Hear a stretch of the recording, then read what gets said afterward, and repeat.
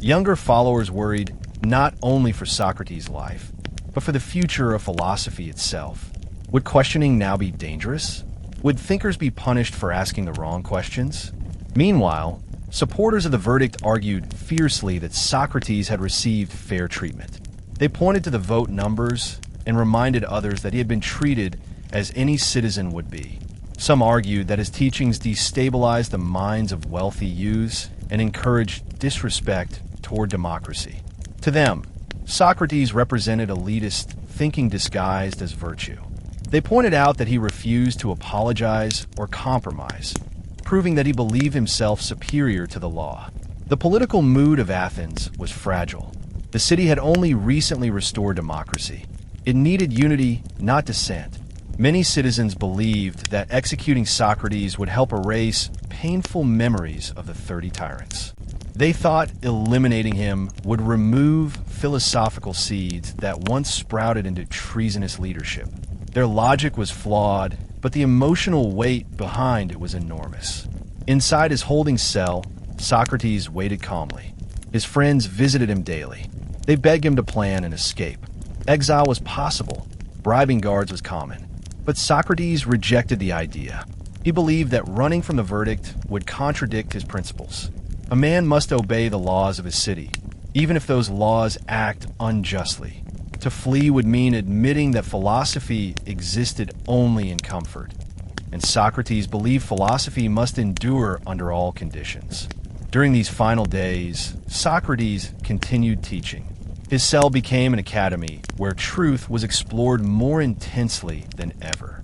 He discussed life after death, the immortality of the soul, and the meaning of virtue. He believed that death might not be an ending, but a transition to a place where the soul could converse with heroes and thinkers of the past. Indeed, early Christianity admired Socrates deeply. Church fathers such as Justin Martyr and Augustine compared Socrates' death to Christian martyrdom.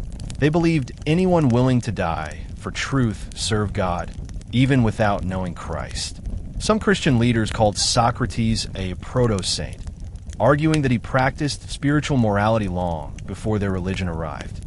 This comparison shaped Christian ethics and emphasized the value of conscience over blind ritual. Thus, in Rome, Socrates evolved again, not simply as a philosopher, but as a universal symbol crossing cultural boundaries. His ideas entered political theory, legal practice, theological development, and educational reform. By the time the Roman Empire collapsed centuries later, Socrates was embedded in Western identity so deeply that his influence survived the fall of empires and religions. Rome's embrace of Socrates marked a second global expansion of his legacy. First, Greece spread his ideas by empire. Now Rome spread them by civilization. The Socratic message, that knowledge begins with knowing one's ignorance, became a universal intellectual foundation. The influence of Socrates did not end with Greece and Rome. Instead, it continued evolving through medieval, Renaissance, Enlightenment, and modern worlds. His death had become a timeless parable, retold to empower thinkers, reformers, scientists, artists, and revolutionaries. The deeper humanity entered history, the more Socrates appeared in classrooms, libraries, courts, and parliaments. During the Middle Ages, when Europe was dominated by feudal hierarchy and the Catholic Church, Socrates provided a subtle foundation for intellectual inquiry. Although medieval scholars lived under religious authority, they studied Aristotle and Plato in universities established throughout Europe. These universities, Paris, Bologna, Oxford, used the Socratic method long before they named it. Professors did not simply lecture, they debated. Students defended theses publicly. Truth became a matter of demonstration, not merely acceptance. Later, during the Renaissance, artists like Leonardo da Vinci and Michelangelo applied Socratic ideas about questioning nature. Renaissance thinkers rejected blind obedience and reintroduced classical texts to European culture. They idolized Greek philosophy and valued human rationality. Socrates, reborn through Plato's works, stood as one of the intellectual heroes who brought the world out of the medieval mindset. Then came the Enlightenment, a period where philosophers challenged monarchy, encouraged reason, and questioned traditional power. Voltaire, Montesquieu, Locke, Rousseau, and Kant, all of them echoed Socratic reasoning. Voltaire admired Socrates' willingness to criticize religion. Locke respected his belief in freedom of thought. Kant's concept of moral autonomy was fundamentally Socratic. Humans must reason independently rather than obey blindly. Democracies across Europe and America grounded their legal systems on the same principles that Socrates died defending: truth through rational inquiry and individual conscience. The modern scientific revolution also reflects Socratic spirit. Scientists like Galileo, Newton, Darwin, and Einstein followed his method. Ask questions, doubt assumptions, search for evidence. Galileo, standing before the Inquisition, mirrored Socrates, condemned not for crime, but for challenging traditional belief. Like Socrates, Galileo believed truth had priority over obedience. The Socratic method even shaped psychology, political theory, journalism, and mathematics. In modern universities, professors challenge students to justify opinions. In legal practice, cross-examination mirrors Socratic questioning. Journalists uncover corruption by forcing contradictions into the open. Scientists design experiments that challenge hypotheses. Even therapists use dialogues to uncover hidden beliefs. Yet Socrates' legacy is not only intellectual, it is moral. He taught that courage is not reckless action, but the refusal to lie to oneself. He taught that integrity matters more than reputation. He demonstrated that a person can stand alone against the world and still win in history's eyes. His entire life asks humanity a simple question: what is worth dying for? In our modern time, many thinkers believe that Socrates died so that philosophy could live freely forever. His execution revealed that societies fearing questions eventually collapse under their own insecurity. His death also proved that ideas are invincible. Once spoken honestly, they outgrow any attempt at suppression. Even today, scholars debate his teachings. Was he a mystic or a rationalist? A democratic hero or a critic of the masses? A religious believer or proto-atheist? The ambiguity is part of his magic. Socrates did not leave answers. He left questions. And those questions continue to generate thought across centuries. Many modern civil rights leaders admired Socrates. Martin Luther King Jr., in his letter from Birmingham jail, referenced Socrates to justify nonviolent resistance. King wrote that just as Socrates created tension in Athens to challenge injustice, activists must create social tension to reveal truth. The parallel between King in a cell and Socrates in a cell shows how enduring these philosophical echoes are. Socrates continues shaping global education. Japanese debate forums, Nepalese student councils, Harvard law seminars, Oxford tutorials, and global think tanks all draw from Socratic conversation. In a world filled with misinformation, his statement, "Know thyself," has become a moral compass. Today, when people criticize authoritarian governments, support free speech, or resist indoctrination, they walk the path Socrates carved in ancient stone. His death by poison, intended to erase dissent, created universal momentum for intellectual liberty. Thus, by the time we reach the modern world, Socrates stands as more than a historical figure. He has become a symbol of the human mind's eternal struggle against darkness. As the centuries unfolded, Socrates' influence did not remain confined to classrooms, universities, or philosophical conversations. Rather, it expanded into the realm of symbolic morality, shaping how multiple cultures understood ethics, integrity, and the meaning of humanity itself. Over time, Socrates evolved far beyond the historical man born in Athens. He became a universal archetype, an emblem of uncompromising truthfulness, intellectual courage, and a human struggle for moral clarity. Long before modern psychology or political science developed formal theories of character development, Societies across continents instinctively recognize Socrates as an embodiment of a timeless moral struggle, the conflict between individual conscience and public pressure. In the ancient world, stories of great teachers often carried mythical overtones. Yet Socrates combined myth with historical fact. His death created what philosophers later described as the moral myth of reality, a true event so powerful that it acquired symbolic meaning greater than itself. Generations that came after the philosopher did not simply retell the narrative of the trial.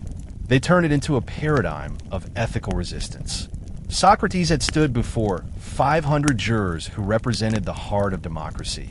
And in doing so, he exposed the danger inherent in societies that prioritize majority opinion over rational truth. His refusal to compromise, to flatter, or to emotionally manipulate the jury made him appear like a soldier defending the fortress of virtue with nothing but clarity and honesty. This alone gave him a mythic aura, even though his story remained anchored in verifiable history. Justice occurs when each part fulfills its proper function. Although Plato elaborated beyond Socrates' original ideas, the foundation is undeniably Socratic. Socrates argued that no just person willingly harms others. Harm indicates spiritual illness. His refusal to escape prison demonstrates justice. Breaking laws would damage Athens, even if Athens had wronged him. To modern readers, this appears contradictory. Why obey unjust authority? Socrates distinguishes between justice of law and justice of conscience. He accepted death not because he believed Athens just, but because he believed defying court decisions without lawful argument would collapse city order. Yet, he also refused to lie to save himself. Thus, justice requires obedience to truth, not blind obedience to power. Socrates' ethical stance influenced emerging democratic legal structures. Western jurisprudence around civic duty, jury service, and moral testimony derive from his model of citizenship, truth before self-interest. His theory also shaped human rights law. The Universal Declaration of Human Rights is built upon belief in universal moral dignity. Socrates argued that all humans share rational capacity. Therefore, all deserve respect. Even his enemies received calm, intellectual respect. Socrates also questioned the morality of war. Though he fought bravely in conflict, he believed war must be justified by ethical necessity, not pride. In Plato's texts, Socrates warns against ambition, conquest, and expansionism. His pacifist tendencies align him with later political thinkers such as Gandhi and Tolstoy. Modern political theorists address Socratic ethics when studying resistance movements. Socrates teaches that civil disobedience must remain nonviolent and rational, like Martin Luther King Jr.'s protest philosophy. King invoked Socrates to justify creating tension that awakens conscience. The philosopher also transformed discussions on leadership ethics. Socrates argued that leaders must rule not for personal gain, but for collective good. Leadership without virtue becomes tyranny. His model of philosopher-citizen influenced Aristotle's political theory, Thomas More's humanist politics, and contemporary public service ethics. His ethical view on truthfulness remains especially relevant today. Socrates believed lying damages the liar most, because dishonesty fractures the soul. Modern neuroscience supports this idea. Lying increases stress, damages identity, and erodes empathy. For Socrates, truth-telling was not only social duty, but psychological necessity. He also redefined courage. Greek men traditionally associated courage with battlefield strength. Socrates redefined it as knowledge of what should and should not be feared. His composure during execution represents moral courage at its highest form. Socrates' ethical views also extended to wealth. He believed wealth is not evil, but dangerous when unexamined. It tempts people into greed, selfishness, and superficial identity. Poverty did not frighten him. Injustice did. His disdain for wealth influenced cynicism and stoicism. Temperance, another virtue, meant self-control. Socrates practiced emotional self-discipline, refusing rage, envy, or lust to dominate judgment. Finally, Socratic equality should not be underestimated. He believed women possessed philosophical ability equal to men, evidenced through diatimous teaching. Although ancient society restricted participation, Socrates planted seeds that later thinkers used to argue for gender equality. Thus, Socratic ethics remain vibrant across political systems, legal theory, war philosophy, economic morality, and human conduct. To fully appreciate Socrates' vision of the good life, one must examine how he integrated virtue into daily existence. For Socrates, philosophy was not escape from reality. It was how to live within it. He walked, talked, debated, laughed, suffered, worked, fought, and loved through philosophy. His intellectual power did not remove him from ordinary humanity. It improved it. Central to his teaching is the idea that good life depends on harmony between inner self and outward action. Socrates believed the soul contains three basic movements: desire, reason, and spirit. When reason governs, the soul thrives. When desire rules, chaos erupts. Today, psychologists speak of emotional regulation. Socrates already understood this. He believed every vice originates in excess or deficit. Too much desire produces addiction. Too little produces apathy. Too much pride becomes arrogance. Too little becomes cowardice. His ethics reflect golden mean thinking, balance as virtue. Aristotle later expanded this into full ethical doctrine, crediting Socratic influence. The good life also demands intellectual humility. Socrates believed arrogance blocks learning. A person convinced of their own knowledge cannot grow. Modern society often rewards overconfidence. Socrates praised uncertainty. Admitting ignorance is not weakness. It is doorway to truth. Another component of the good life involves purpose. Socrates believed humans possess telos, a natural end. He insisted each person must discover their purpose through inner dialogue, not external approval. Today, career counseling, personality psychology, and self-help literature echo this. Meaning is self-created, not assigned. The good life also requires justice toward others. Socrates believed harming others damages oneself. A guilty mind suffers more than punished body. He argued that wrongdoing toward others poisons the soul. Modern ethics call this moral injury. Further, Socrates believed good life requires freedom from slavery to opinion. Many people are controlled by public judgment. They fear humiliation, so they pretend to be someone else. Socrates destroyed this illusion. He told Athenians to ignore noisy opinion and follow reason. Modern self-esteem culture, plagued by anxiety about image, desperately needs this wisdom. The good life demands community. Socrates did not retreat into mountains. He spoke daily with Athenians, building intellectual society. Human beings require dialogue for growth. Plato's Academy and Aristotle's Lyceum followed this model. Schools became living communities. The good life also demands humor. Socrates laughed often. He mocked pompous politicians and teased his friends. Intellectual humor protects humans from fanaticism. Another dimension of the good life: independence from external possessions. Socrates wore simple clothes, ate little, and owned almost nothing. He believed possessions distract from virtue. In a world consumed by shopping addiction and wealth obsession, his message feels radical. Happiness belongs to soul, not marketplace. The good life requires peace with mortality. Socrates regarded death not as enemy, but as transition. A person who fears death cannot live freely. Acceptance of mortality strengthens courage. Finally, Socrates taught that the good life is journey, not destination. Wisdom is not finish line, it is movement. His constant questioning represented the living path. Thus, Socrates' model of good life reshaped global ethics.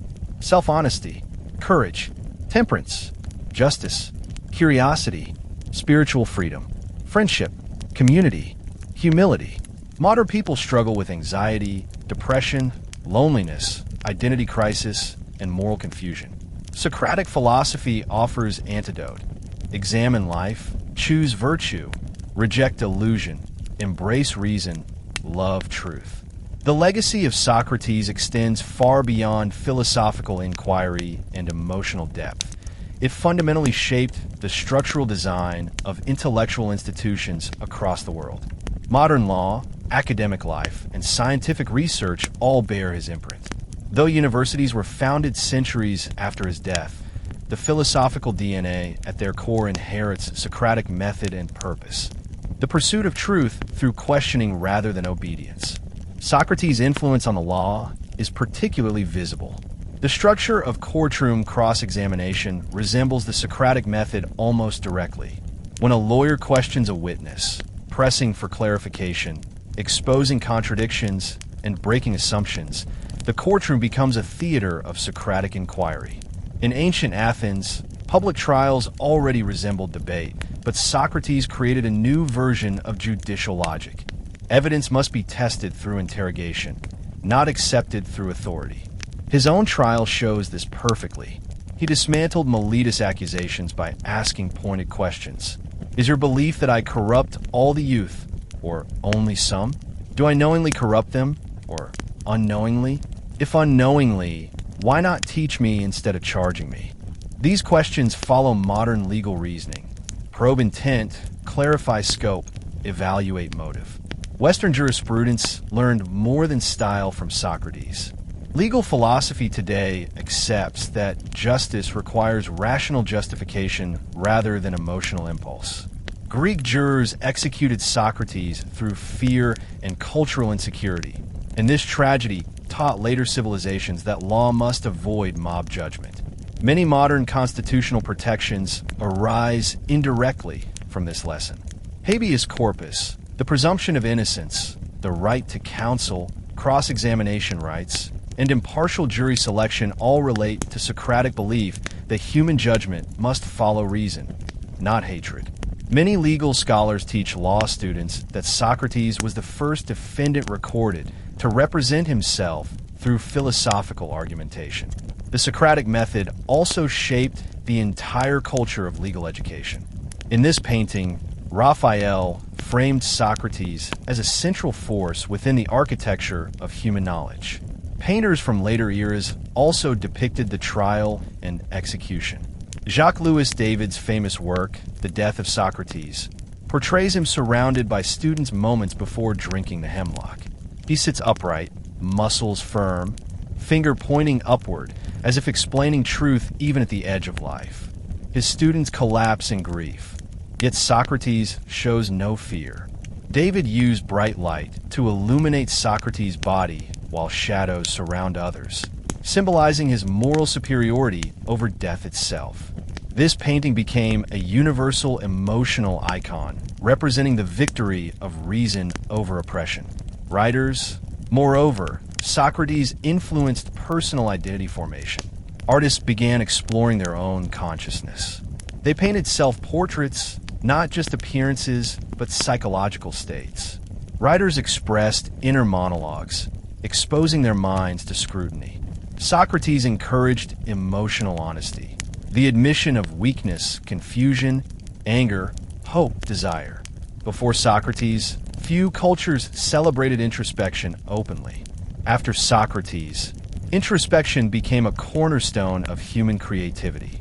The philosopher also inspired tragic reflection. In Greek culture, tragedy expressed human helplessness before fate. But Socrates introduced tragedy of moral choice. He demonstrated that human beings shape destiny through decisions and truth. His death was not random, it was chosen. It made tragedy intellectual.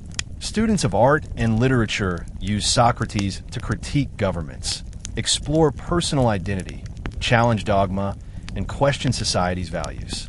His legacy fuels novels about injustice, plays about self-sacrifice, and paintings about inner truth. Thus, within the artistic realm, Socrates stands not only as a subject of representation, but also as a method of creation, an internal voice urging the artist to ask why. As modern civilization entered the digital age, Socrates gained new life through technology, scientific expansion, and global communication. The internet era created a world in which information travels instantly, opinions spread rapidly, and truth becomes harder to define. In such a climate, the Socratic method became more crucial than ever. The spread of misinformation, conspiracy theories, political manipulation, and digital echo chambers highlighted the need for critical thinking. People found themselves overwhelmed by excess data, yet undernourished in wisdom. Exactly the conditions Socrates warned against in ancient Athens. Educational technology has embraced the Socratic method, embedding it into interactive platforms. Online forums allow debate. Discussion-based learning models invite students from different cultures to question one another. Socratic questioning now occurs not only in classrooms, but across continents. Students in Europe converse with students in Asia. Teachers in the Middle East challenge ideas from North America. The global classroom emerged because technology finally matched Socratic philosophy. Artificial intelligence, ironically, carries Socratic fingerprints as well. Modern AI systems are programmed to evaluate contradictions, identify patterns, and refine conclusions, all actions embedded in Socratic logic. Although machines cannot replicate human conscience or moral wrestling, they demonstrate the value of structured inquiry. The Socratic drive to reveal underlying assumptions shapes how people develop algorithms and analytic models. Meanwhile, psychological science uses Socratic reasoning to treat mental health conditions. Therapists practicing cognitive behavioral therapy, CBT, ask patients to challenge their thoughts the way Socrates challenged beliefs. They ask, is this assumption true? What evidence proves it? What contradicts it? This allows people suffering from anxiety, depression, or trauma to rebuild belief systems rationally. Thus, Socrates plays a role in emotional healing even today. Socratic presence also appears in modern social movements. Protesters confronting injustice often reference him subconsciously when they demand moral clarity. Students leading climate activism, women's rights protests, or free speech campaigns employ arguments built on rational structure rather than force. Socrates proved that intellect can move history without violence. Even legal frameworks continue invoking him. Constitutional scholars reference the Socratic trial when discussing civil liberties, freedom of religion, democratic safeguards, and fair justice systems. Judges use Socratic dialogue to expose legal contradictions. Attorneys practicing cross-examination employ relentless questioning to reveal truth. All of this grew from a single Athenian thinker who asked strangers in the marketplace, "What is virtue?" In popular culture, Socrates appears in novels, television, documentaries, and motivational lectures. Many storytellers use him to explore themes of aging, mentorship, sacrifice, and intellectual endurance. He appears as a silent guide behind modern heroes, characters who choose truth over comfort. Perhaps the most remarkable development of the digital era is that Socrates became universally accessible. Anyone, anywhere, can read his dialogues instantly. Unlike ancient Athenians who needed sunlight in the Agora to hear the philosopher speak, modern generations hear him through glowing screens. His ideas are translated into hundreds of languages, reaching people he could never imagine existing. In a symbolic way, Socrates has achieved the immortality he suspected awaited the soul. Thousands of years after he drank poison in a prison cell, his voice still speaks every second on Earth. In classrooms, digital communities, social movements, scientific experiments, legal arguments, and private conversations. Even people who have never heard his name behave Socratically when they question assumptions, resist injustice, or pursue truth fearlessly. Therefore, studying the modern impact of Socrates reveals that his legacy did not simply survive time, it conquered it. He became a global mental architecture, shaping how people think, learn, argue, create, and dream. History shows that armies fade, empires dissolve, and governments collapse. But the Socratic method endures, remaining one of the strongest forces ever produced by human thought. Although Socrates is widely celebrated today as a symbol of wisdom and truth, his legacy has not been universally admired. Across history, he has also faced waves of criticism, misinterpretation, and ideological rejection. Many philosophers, political leaders, and cultural thinkers have challenged his methods, doubted his sincerity, or accused him of sowing chaos. This might seem surprising considering the immense respect he receives today, but such controversies are essential to understanding the complexity of his impact. Socrates was a challenger of norms, and challengers often provoke not only admiration, but hostility. The first misunderstanding surrounding Socrates arose in his own lifetime. Athenians accused him of corrupting the youth and rejecting the gods. Modern historians often reject these claims, but for many citizens in ancient Athens, Socrates represented a direct threat to cultural stability. His questioning style appeared disrespectful to those who value tradition. For older Athenians, the younger generation was already drifting away from ancestral customs: religion, patriotism, family ritual, public dignity. Many blamed Socrates for encouraging new forms of speech and behavior. His students, often skilled in argument, began challenging elders at banquets, embarrassing politicians at debates, and laughing at playwrights who once held honor. Older Athenians saw Socrates as a destabilizing force. They believed too much questioning destroyed community bonds. Another source of criticism emerged from the association between Socrates and the 30 tyrants, especially Critias. Although Socrates never supported the violent oligarchy and actually resisted their demands, public memory often connects figures unjustly through guilt by association. Critias had been one of Socrates' former students. He later became a leader of the brutal regime that executed, exiled, and robbed countless Athenians. For people living in the ruins of that experience, subtle philosophical nuances did not matter. Socrates was seen as intellectually connected to a tyrant. Some Athenians, therefore, believe his ideas indirectly contributed to treason. In later centuries, certain philosophers harshly criticized Socrates. Friedrich Nietzsche, a titan of 19th century thought, attacked him for weakening the heroic spirit of Greek culture. Nietzsche argued that Socrates promoted excessive rationality at the expense of instinct, passion, and artistic creativity. To Nietzsche, Greek tragedy was a celebration of life's dark, chaotic beauty, a beauty Socrates, he believed, replaced with moral restraint and endless questioning. Nietzsche accused Socrates of contributing to a decline in cultural vitality. He believed the Socratic approach made humanity fear emotion and idolize logic. Even though Nietzsche admired the courage shown at Socrates' execution, he still portrayed him as a cultural disease, calling him the turning point and vortex of so-called world history. Some modern scholars also question whether Socrates was truly as humble as legend suggests.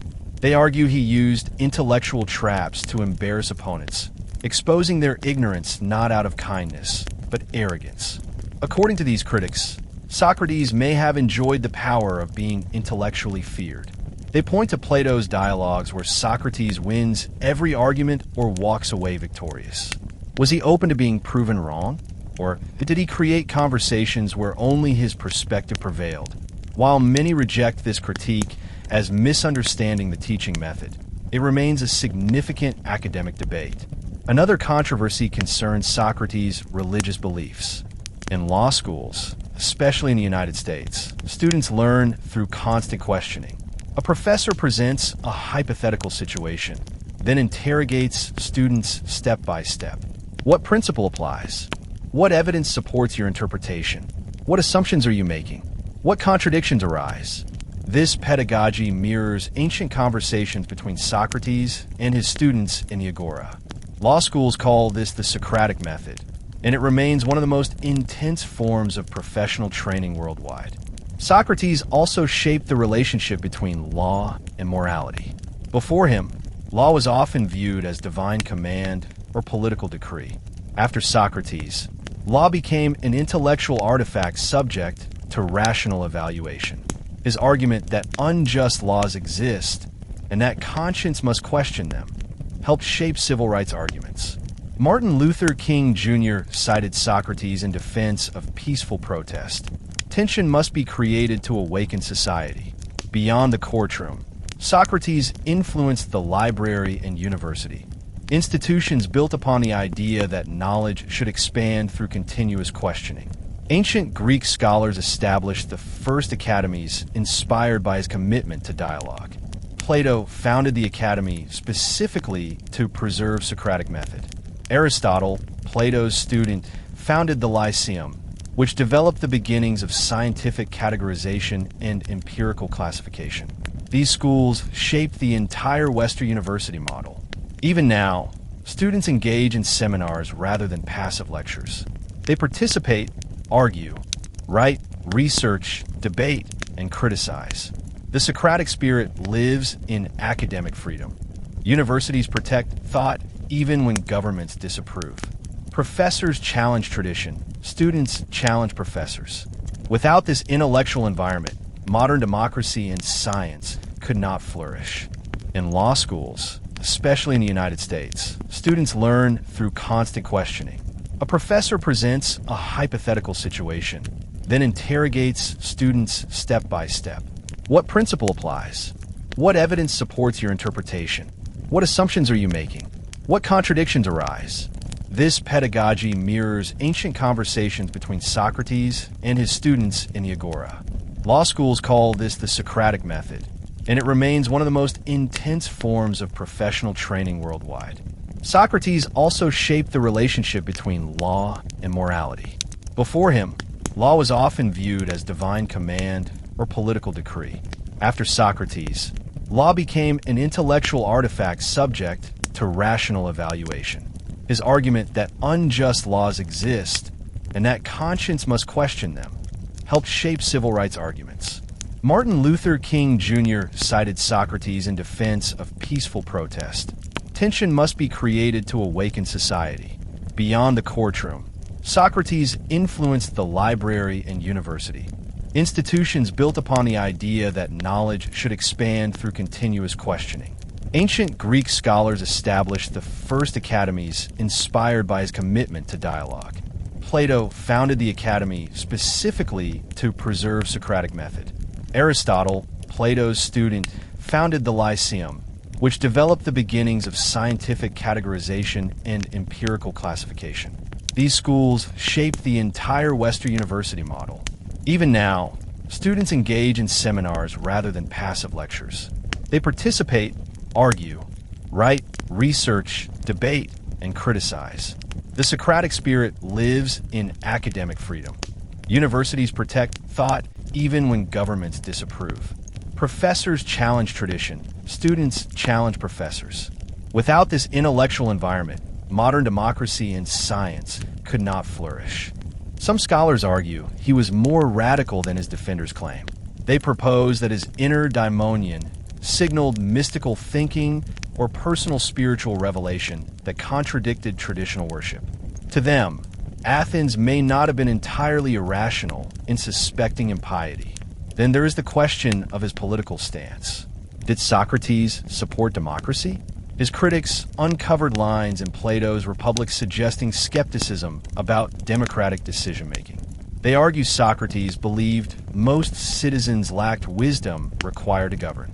According to these interpretations, Socrates may have preferred leadership by intellectual elites, those trained in philosophy. Critics accuse him of planting seeds for anti-democratic ideology. Thus, the story of Socrates is not a one-dimensional celebration. It is a layered human narrative filled with disagreements and contrasting interpretations. These controversies demonstrate the true magnitude of his influence. Only powerful ideas produce such intense debate across centuries. Beyond philosophical disagreement, historians have confronted multiple challenges regarding the historical accuracy of Socrates' life. Because Socrates never wrote anything himself, everything known about him comes from other authors. This dependence on secondhand testimony opens space for distortion, exaggeration, and myth. Plato, Xenophon, Aristophanes, and Aristotle all describe Socrates differently. It becomes extremely difficult for modern scholars to identify where history ends and interpretation begins.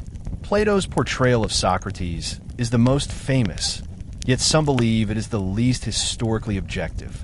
Plato adored Socrates. Their relationship was not just academic. It was emotional, spiritual, and intellectual. Many historians believe Plato used Socrates as a mouthpiece for his own ideas. In early dialogues, Socrates appears realistic, humorous, skeptical, and curious. But in later dialogues, such as the Republic, Socrates speaks ideas that scholars believe belong to Plato.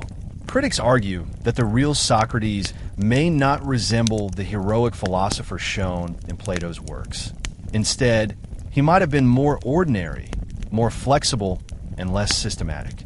Another source, Xenophon, describes Socrates as a moral advisor and ethical instructor, but lacks Plato's intellectual depth. His Socrates is more practical and less philosophical. Some historians prefer Xenophon's version because it feels closer to daily life. Others criticize Xenophon for oversimplifying Socrates. Aristophanes, the playwright, presented Socrates in his comedy The Clouds as an absurd buffoon who taught useless nonsense. In the play, Socrates floats in a basket above the earth, teaching ridiculous theories about clouds, geometry, and syllables. The comedic exaggeration damaged Socrates' reputation significantly. Many Athenians saw the play and believed its portrayal. Aristophanes' satire might have influenced the later trial. Thus, modern audiences face a challenge. Was Socrates a wise teacher, an arrogant sophist, a dangerous thinker, or something unpredictable in between? Different sources offer conflicting pictures. The biggest controversy among academics concerns whether Socrates intentionally provoked his own death. Some scholars believe he wanted to die. They argue that at 70, he was tired, disillusioned, and saw death as philosophical liberation. Evidence supporting this idea includes his refusal to flee Athens, his refusal to stop teaching, his confrontation of the jury, his declaration that he deserved free meals rather than punishment. These decisions seem deliberately provocative, as if he pushed the jury into condemning him. But other scholars refute this theory. They argue that Socrates respected the law too much to consider escape and believed life without philosophy was impossible. They see his death not as suicide, but as ultimate obedience to justice. Another historical debate concerns Alcibiades, a brilliant yet controversial political leader and former student of Socrates. Alcibiades constantly switched political sides, betrayed Athens, and caused strategic disaster in the Peloponnesian War. Critics suggested that Socrates failed to teach him moral discipline. They believe this moral failure partly damaged Socrates' legacy. Defenders argue the opposite. Socrates' teachings proved that even great teachers cannot control their students' personal choices. Furthermore, Christianity, which deeply admired Socrates, also reshaped his legacy dangerously. Medieval Christian interpreters sometimes exaggerated Socrates' spirituality. They depicted him as a pagan who secretly believed in one god. Some medieval texts fictionalized Socrates as a prophet foreshadowing Jesus. While well-intentioned, this myth-making distorts historical truth. In modern scholarship, some feminist critics challenge the absence of women in Socratic dialogue. They argue that Socrates may have supported male intellectual dominance by never including women as equals in philosophical conversation. Defenders respond that the historical context made such inclusivity nearly impossible. Finally, political extremists have tried to weaponize Socrates' legacy. Some authoritarian commentators claimed Socrates was anti-democratic and used him to justify dictatorship. Others claimed Socrates defied the state and used him to justify anarchy. Both interpretations oversimplify his complex ideas. The truth is that Socrates has become a cultural mirror. People see their own beliefs reflected in him. They use his memory to advance agendas, sometimes noble, sometimes harmful. This constant reinterpretation, though messy, demonstrates the intellectual power of a figure who never wrote a single book. The debate surrounding Socrates may never end, and that might be exactly what he wanted. Misunderstanding of Socrates did not only occur among philosophers or scholars. Entire civilizations have applied or misapplied his image to political and cultural narratives. In the 20th century, propaganda regimes of various ideologies tried to manipulate his legacy. Totalitarian governments wanted to claim Socrates as one of their ideological ancestors, or conversely, erase him entirely. This shows another layer of controversy: the battle for ownership of meaning. Some communist theorists interpreted Socrates as a rebel against class oppression. They argued he questioned the elite and defended workers. They described his death as execution by an unjust system controlled by wealthy aristocrats. Under this narrative, Socrates became a revolutionary hero. But this ignores his rejection of violent rebellion and his criticism of mass ignorance. On the opposite side, some fascist intellectuals portrayed Socrates as a symbol of strong leadership rejecting popular stupidity. They claimed Socrates despised ordinary people and supported rule by superior beings. They argued that the philosopher's criticism of democracy aligned with authoritarian hierarchy. Yet this interpretation ignores his defense of ethical duty, compassion, and equality of intellectual opportunity. Even democratic liberals sometimes misinterpret Socrates. They praise his respect for law to argue that individuals must always obey government. But this ignores his deeper warning. Citizens must obey laws only if those laws are just. If the court demands moral compromise, the citizen must resist.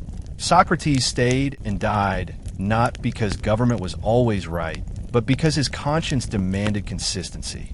The difficulty in defining Socrates reflects the truth of his method. He did not provide answers. He dismantled illusions. This makes him both powerful and risky. People can reshape his voice to suit their own beliefs. Misunderstanding of Socrates did not only occur among philosophers or scholars. Entire civilizations have applied or misapplied his image to political and cultural narratives. In the 20th century, propaganda regimes of various ideologies tried to manipulate his legacy. Totalitarian governments wanted to claim Socrates as one of their ideological ancestors, or conversely, erase him entirely. This shows another layer of controversy: the battle for ownership of meaning. Some communist theorists interpreted Socrates as a rebel against class oppression. They argued he questioned the elite and defended workers. They described his death as execution by an unjust system controlled by wealthy aristocrats. Under this narrative, Socrates became a revolutionary hero. But this ignores his rejection of violent rebellion and his criticism of mass ignorance. On the opposite side, some fascist intellectuals portrayed Socrates as a symbol of strong leadership rejecting popular stupidity. They claimed Socrates despised ordinary people and supported rule by superior beings. They argued that the philosopher's criticism of democracy aligned with authoritarian hierarchy. Yet this interpretation ignores his defense of ethical duty, compassion, and equality of intellectual opportunity. Even democratic liberals sometimes misinterpret Socrates. They praise his respect for law to argue that individuals must always obey government. But this ignores his deeper warning. Citizens must obey laws only if those laws are just. If the court demands moral compromise, the citizen must resist. Socrates stayed and died not because government was always right, but because his conscience demanded consistency. The difficulty in defining Socrates reflects the truth of his method. He did not provide answers. He dismantled illusions. This makes him both powerful and risky. People can reshape his voice to suit their own beliefs. The deepest controversy, however, lies in human psychology. Socrates forces individuals to examine themselves. Most people resist self-examination. They prefer comfort over truth. In this sense, the resistance to Socrates is not merely intellectual, it is emotional. People fear discovering their ignorance. They fear acknowledging moral failure. They fear exposing their prejudice. Socrates challenges identity, and identity fights back. Even today, teachers using the Socratic method face pushback. Some students feel attacked when asked to justify their beliefs. Some educators consider the method too confrontational. Others find it elitist or culturally biased. These complaints echo ancient Athens. Even now, not everyone welcomes the philosopher's challenge. Yet despite all the controversies, misunderstandings, and even hatred, Socrates continues to survive. In fact, the controversies strengthen him. Great thinkers do not fade into silence. They grow through conflict. Misinterpretation provas relevanza. Every criticism, every disagreement, every challenge shows that Socrates remains intellectually alive. Three key truths emerge from these controversies. Socrates was human, not myth. He laughed, made mistakes, annoyed people, and provoked anger. His greatness lies not in perfection, but in honesty. His ideas resist ownership. No religion, nation, ideology, or philosopher can fully claim him. He speaks to everyone because he belongs to no one. Debate is part of his legacy. If Socrates became universally accepted with no disagreement, he would betray his own spirit. The real Socrates wants humanity to argue about him forever because argument is growth. This makes the Socratic legacy unique among historical figures. Kings fade when their empires fall. Warriors vanish when their battles end. Philosophers often disappear when younger thinkers replace them. But Socrates does not fade. His death created a philosophical turning point, and his controversies ensure his continued presence. As civilization moved into the 19th and 20th centuries, the focus of intellectual inquiry shifted dramatically toward questions of inner identity, meaning, consciousness, and what it truly means to be human. Instead of debating primarily cosmology or mathematics, philosophers increasingly turned inward. They explored the structure of the soul, the tension between individuality and society, and the emotional struggles hidden beneath rational argument. Remarkably, Socrates, though separated from these thinkers by thousands of years, remained a central figure during this transformation. His relentless emphasis on knowing oneself, questioning moral purpose, and rejecting superficial identity positioned him as a bridge between classical rationalism and modern existential reflection. Existentialists, in particular, recognize Socrates as a father figure. Philosophers such as Soren Kierkegaard, Friedrich Nietzsche, despite his criticism, Jean-Paul Sartre, Simone de Beauvoir, Albert Camus, and Martin Heidegger built their systems in response to existential questions: freedom, absurdity, authenticity, moral choice, and they repeatedly turned to Socratic dialogue as historical precedent. Though the existentialists often rejected traditional metaphysics, they admired the Socratic commitment to individual truth. For example, Kierkegaard described Socrates as a knight of inwardness, a man who lived truth rather than merely argued it. Kierkegaard believed Socrates represented a model of faith, not religious faith in the Christian sense, but faith in inner responsibility. Sartre saw Socrates' refusal to bend under external pressure as the perfect embodiment of existential authenticity. Sartre argued that humans are condemned to be free, that we must choose who we are even when society demands conformity. Socrates' death served as dramatic proof. Rather than surrender individuality to avoid death, he exercised radical selfhood. Sartre admired this, even as he criticized some Platonic interpretations. Camus, who famously wrote about the absurdity of existence, believed Socrates carried absurd courage. Camus noted that the oracle calling Socrates the wisest man was itself absurd, just as life is absurd. Yet Socrates used that absurdity to create meaning. Modern writers pointed out that Socrates lived as if every conversation could change the world, not because he expected victory, but because truth itself demanded expression. In existentialist language, Socrates lived authentically, refusing to betray selfhood even at the edge of death. Modern psychology also evolved through Socratic influence. Sigmund Freud's method of psychoanalysis echoed Socratic introspection, probing beneath conscious belief to reveal unconscious truth. Just as Socrates interrogated assumptions, Freud interrogated dreams and buried memories. Later psychologists such as Carl Jung and Erik Erikson expanded this introspective framework. They argued that the soul evolves through tensions between social expectation and personal desire. Socrates articulated the earliest known struggle with moral identity, between public law and private conscience. In contemporary therapy, Socratic questioning forms part of cognitive behavioral therapy. Patients are encouraged to break destructive beliefs by challenging assumptions. For example, I am worthless becomes, what evidence proves this?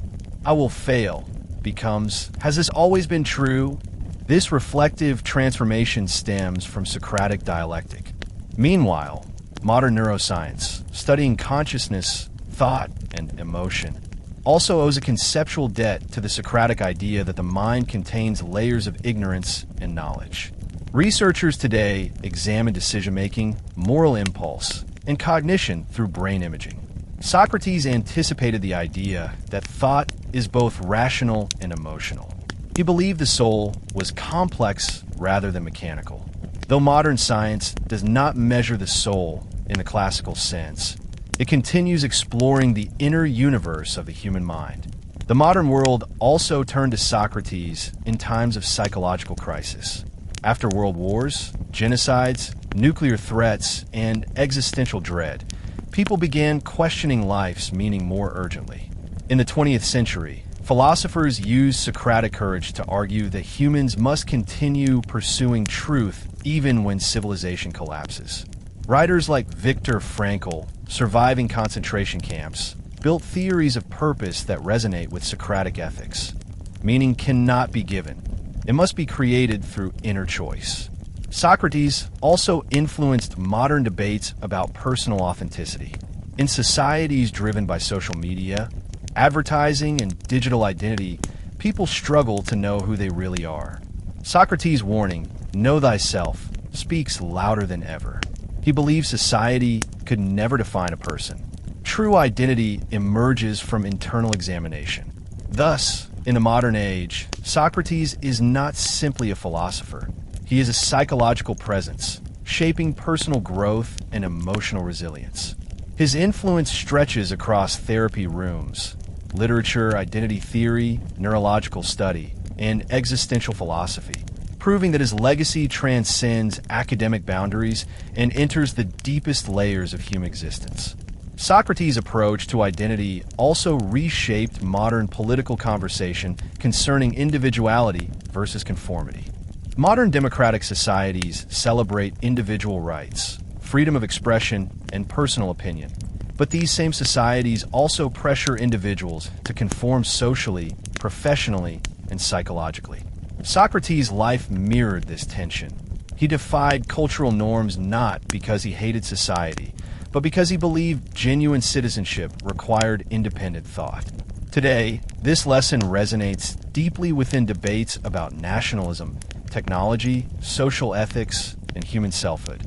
The rise of global capitalism, consumer culture, and digital surveillance has placed extraordinary stress on individuality. People feel they are observed, measured, and judged endlessly. They fear disagreement or deviation. In such environments, Socratic courage becomes a model of resistance. The philosopher taught that no person should allow authority or majority opinion to dominate the inner voice. His famous declaration that a good man cannot be harmed by a bad man speaks to psychological autonomy. Regardless of public humiliation or legal punishment, the soul remains untouched by external opinion. Modern legal systems draw from this view.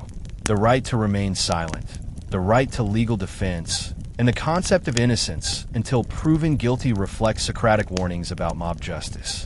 His trial demonstrates how democratic majorities can act tyrannically. Therefore, constitutional democracies today build institutions to protect minority speech, precisely to avoid repeating Athens' mistake. Existentialist philosophers further developed these ideas. Heidegger argued that authentic existence requires breaking conformity with social norms. Individuals who blindly follow cultural rules live in a mass identity defined by others. Socrates stood outside this mass identity by challenging what everyone assumed was true.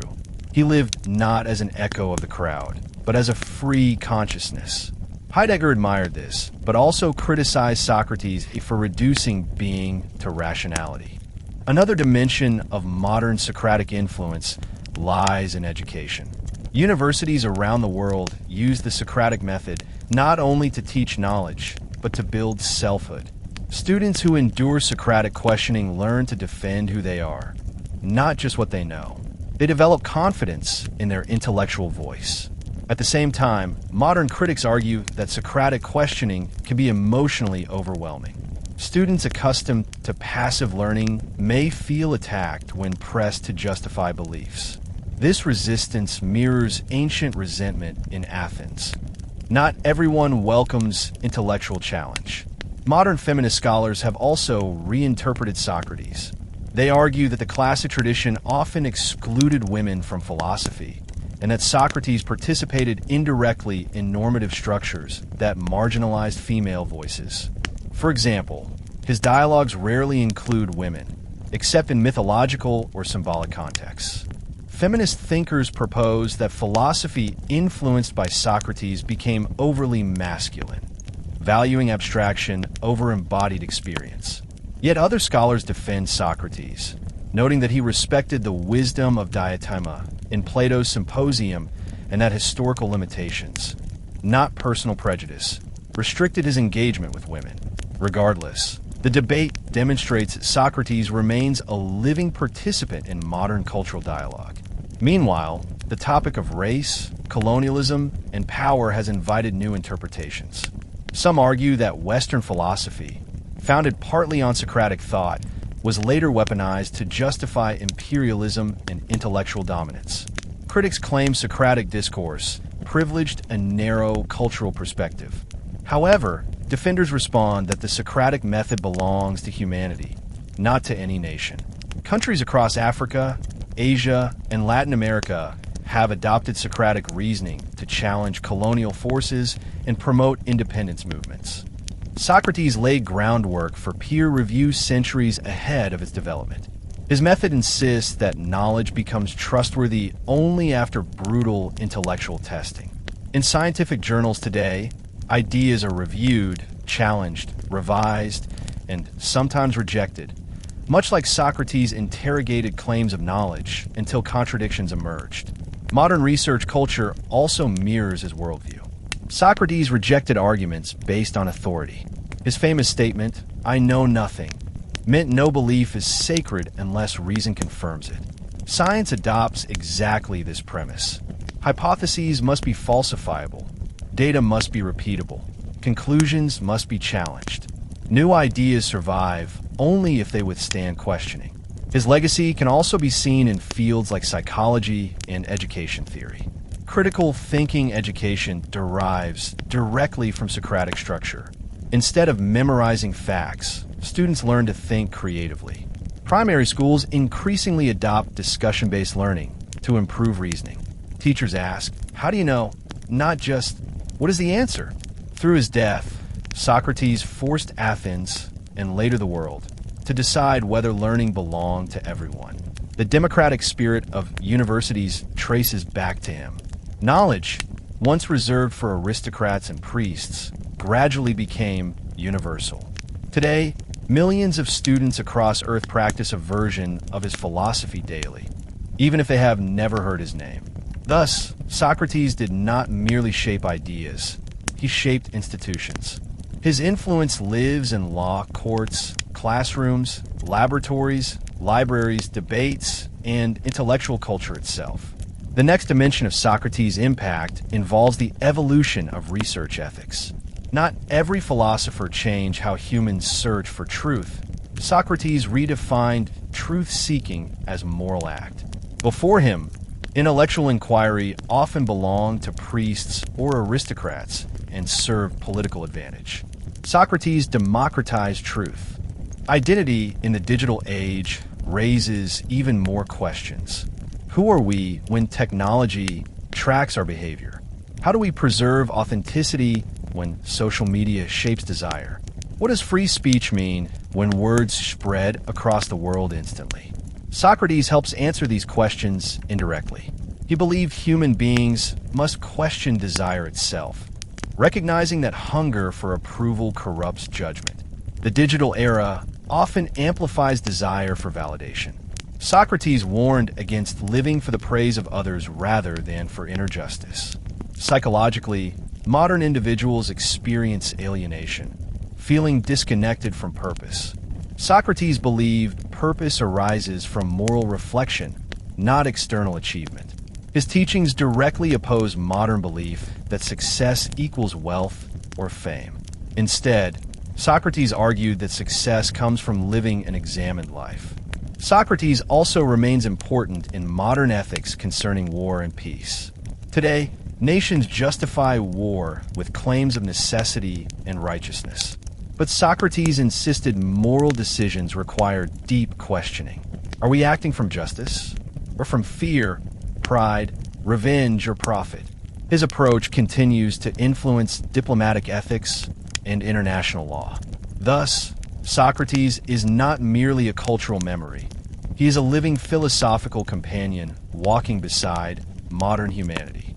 His voice warns against conformity, encourages self-examination, and reminds people that identity must be chosen rather than inherited. Socrates' meaning expanded further as the modern world confronted questions about personal freedom, truth, and moral responsibility inside rapidly changing social landscapes.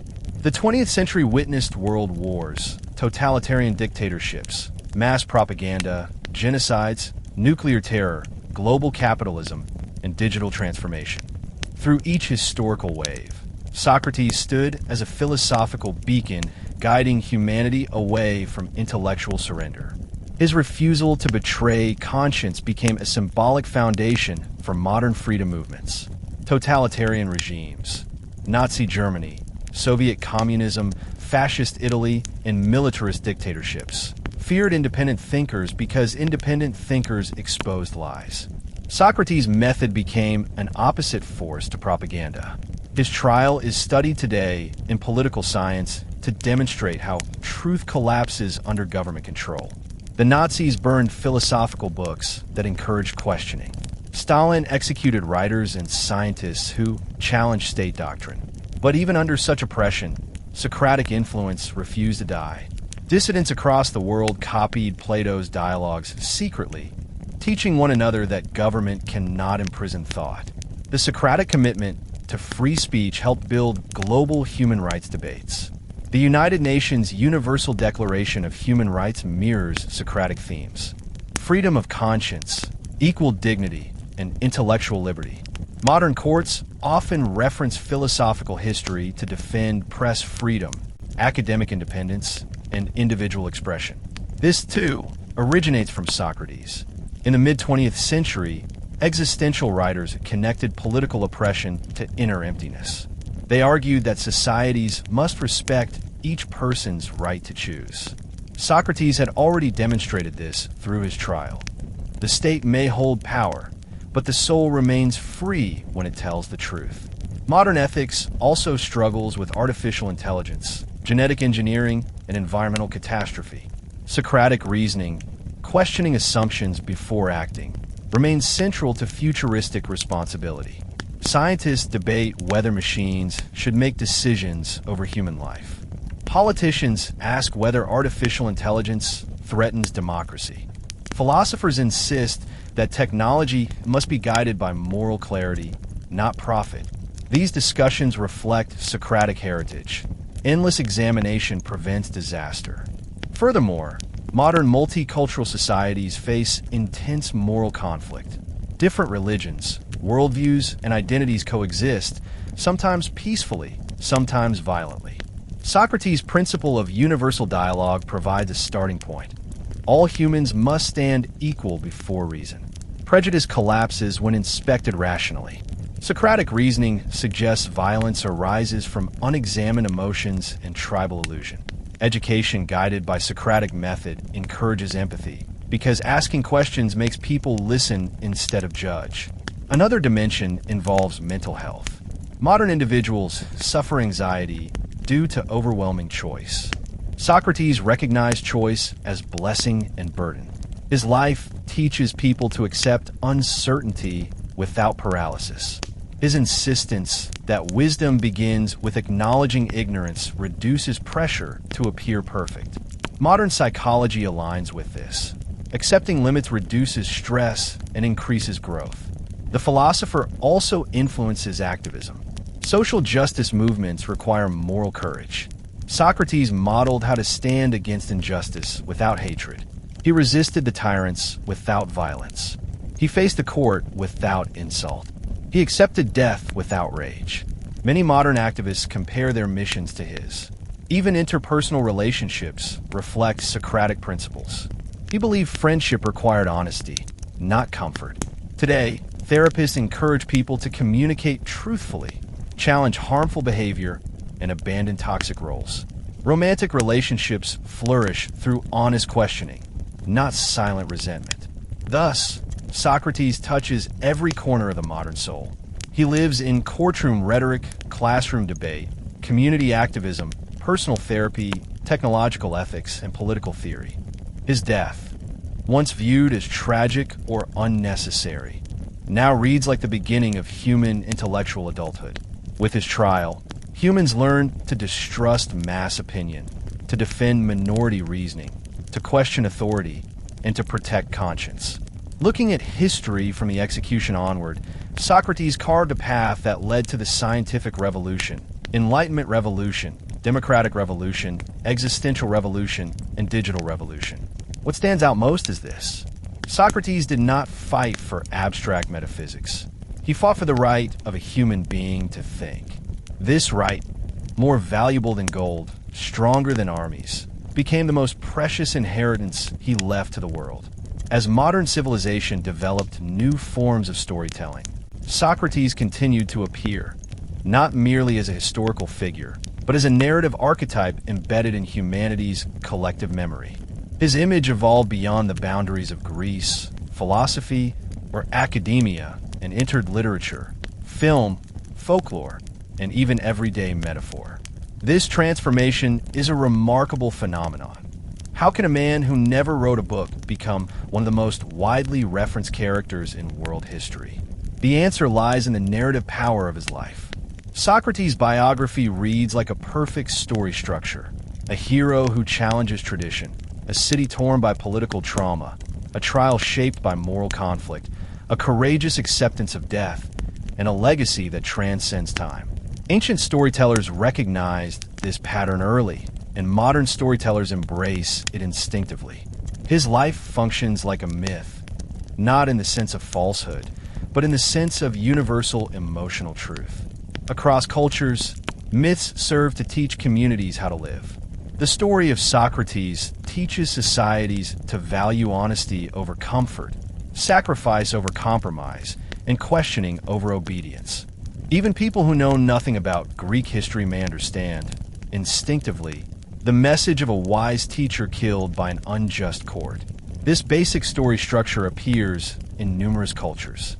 In Japan, the tale of the samurai philosopher Yamaga Soko mirrors Socratic discipline and virtue. In China, Confucian scholars admired how Socrates challenged rulers through respectful questioning. In India, the life of Socrates resembles the spiritual journeys of Nagarjuna and Mahavira, figures who explored truth beyond ritual and tradition. Western literature has long used Socrates in symbolic narrative structures. In medieval allegories, he appeared as a wise sage guiding knights on moral quests. In Renaissance literature, writers portrayed him as a guardian of virtue during social corruption. In Romantic literature, Socrates represented rebellion against stagnant tradition. By the 20th century, playwrights and novelists used him to represent existential struggle. For example, playwrights such as George Bernard Shaw and Bertolt Brecht wrote philosophical dramas echoing Socrates. Shaw's play Major Barbara, though modern in setting, reflects Socratic ethics, moral interrogation, refusal to lie, and willingness to confront authority. Brecht explored the tension between truth and political danger, aligning his protagonist spiritually with Socratic courage. Film also absorbed Socrates into its vocabulary. In dramatic cinema, characters facing moral courtroom trials often channel his spirit. In science fiction films, protagonists who question artificial systems, like Neo in The Matrix, represent modern Socratic identity, the person who refuses illusion. In fact, the red pill, blue pill metaphor from The Matrix reflects Socrates' mission to wake citizens from comfortable ignorance. Neo resembles Socrates waking Athenians from illusion. In superhero films, heroes like Batman, Black Panther, and Daredevil embody the Socratic dilemma. When is justice higher than law? Television narratives use Socratic dialogue frequently. Crime shows, legal dramas, and medical series employ questioning sequences modeled after philosophical interrogation. The detective who interrogates suspects using logic echoes Socrates. The doctor who challenges medical tradition with rational argument echoes Socrates. Even reality TV competition judges sometimes play Socratic roles, forcing contestants to justify decisions instead of accepting praise or criticism blindly. Children encounter Socrates indirectly through cartoons or simplified moral stories. Animated characters who question rules. Hermione Granger in Harry Potter, Toph in Avatar, The Last Airbender, or Steven in Steven Universe embody Socratic curiosity and ethical independence. Young audiences learn through these stories that moral authority requires reflection, not obedience. Beyond media, Socrates appears in idioms and cultural sayings. People call deep thinkers Socratic. They refer to Socratic irony, Socratic wisdom, Socratic humility. Even the structure of modern conversation, play devil's advocate, derives from Socratic technique. Examine the idea, not the speaker. Religions also incorporated him into narrative memory. Some Christians interpreted Socrates as a moral prophet, and sermons described his death as saint-like. Jewish storytellers portrayed him as a righteous Gentile who lived before Moses' moral commandments expanded globally. Muslim writers place Socrates inside Islamic storytelling to demonstrate that reason and faith can coexist. These stories demonstrate how narrative tradition constantly reshapes historical figures to meet cultural needs. Thus, Socrates lives in cultural memory through narrative immersion. Every generation retells him in stories about truth, conscience, and courage. Memory keeps him alive not through monuments, but through stories embedded inside human culture itself. To understand why Socrates persists in global storytelling, we must recognize how narrative psychology functions. Human beings are storytelling creatures. We turn history into narrative because stories communicate emotional truth. They compress complex meaning into symbolic form. Socrates' trial, therefore, operates like a psychological drama. The wise teacher stands before society. Society rejects him. He accepts fate. Wisdom triumphs through memory. This structure resembles fundamental archetypes described by Carl Jung, Joseph Campbell, and Northrop Frye. Jung believed myths reveal universal unconscious patterns shaping human thought. Campbell argued that the hero's journey appears in all cultures. A hero hears a call, enters danger, rejects temptation, meets death, and returns through legacy. Socrates fits this structure almost perfectly. His call to adventure began with the oracle at Delphi. His trials were public questioning sessions. His temptation was the offer of escape. His death unfolded through hemlock. His return came through students who carried his teachings into eternity. This explains why his story remains emotionally accessible across cultures. It mirrors human longing for meaning. Every person senses internal conflict between self and society. Socrates shows what it looks like to face that conflict honestly. Literary theorists analyze his death scene as dramatic climax. Most tragedies present protagonists dying in despair, but Socrates dies in peace. In narrative theory, this reversal creates shock. The audience expects grief, but receives serenity. His calmness forces readers to question their own desperation. Throughout global literature, death scenes echo Socratic stillness, not heroic violence, but philosophical acceptance. Writers use Socrates to explore meaning in suffering. In the 20th century, Holocaust survivors, political prisoners, and refugees referenced his death to articulate spiritual endurance. His legacy appears frequently in memoirs about war and genocide. Victims of brutality describe holding on to Socratic logic to remain sane. They wrote that external oppression can destroy the body, but cannot touch selfhood if selfhood remains loyal to truth. Socrates also shaped narrative depictions of teaching. Before him, teachers in literature were often background figures. After him, teachers became heroes. Stories such as Dead Poets Society, The Karate Kid, Freedom Riders, and Good Will Hunting portray teachers as challengers of conformity. This transformation traces back to the Socratic ideal that teaching means awakening inner truth, not transferring facts. In global folklore, Socrates appears symbolically. Persian parables describe a wise philosopher who died because he questioned kings, a story nearly identical to his execution. African oral storytelling tells of elders who challenge tribal chiefs and are exiled or killed. Indigenous American myths include trickster philosophers who reveal truth through irony. These patterns show that humanity recognizes Socratic archetypes across geography. Literary scholars also explore Socrates' narrative absence. He wrote nothing himself. This allowed later writers to craft multiple Socratic identities. Imagine if Socrates had authored dozens of books. His personality would already be fixed, his voice less flexible, his myth limited.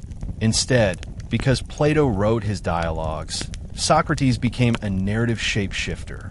One writer can portray him as saint, another as rebel, another as atheist, another as prophet.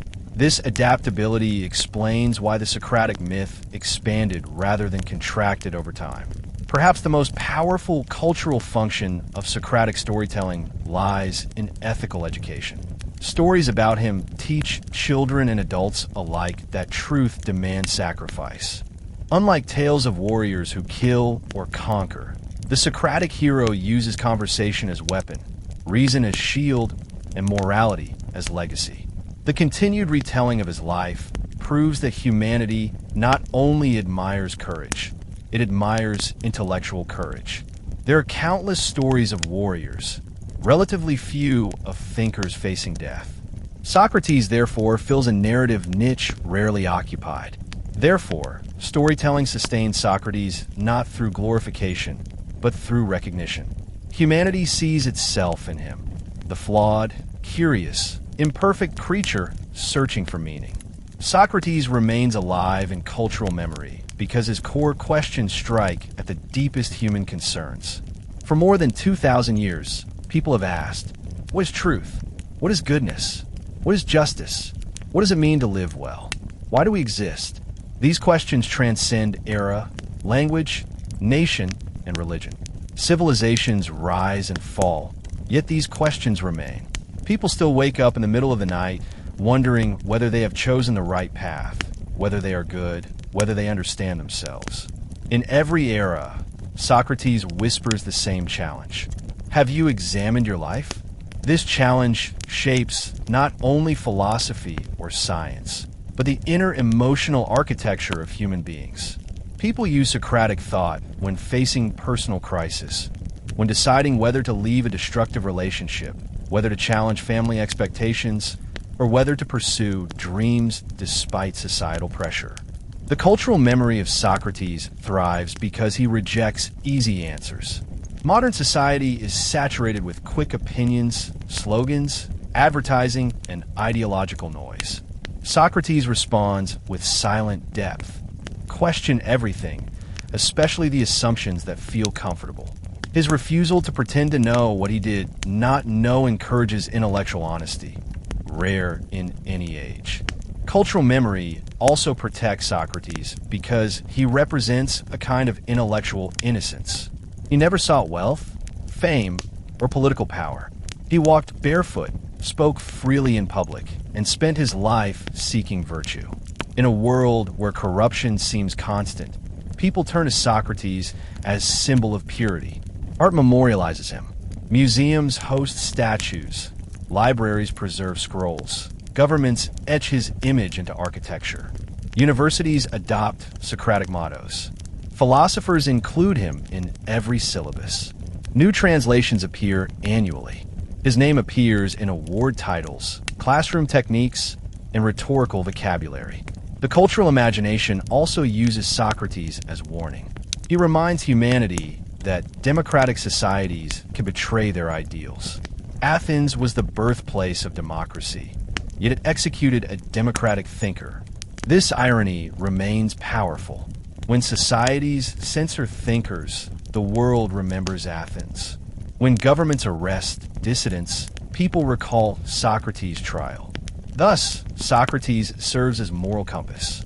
When freedom feels threatened, history says, remember Socrates. When reason feels endangered by propaganda, history says, remember Socrates. When human rights collapse, history says, remember Socrates. The philosopher endures because he reveals truth about human fragility. He proved that a society can be brilliant intellectually and still behave fearfully. He showed that individuals may know what is right and still choose wrong. Cultural memory clings to him because his story warns humanity against arrogance.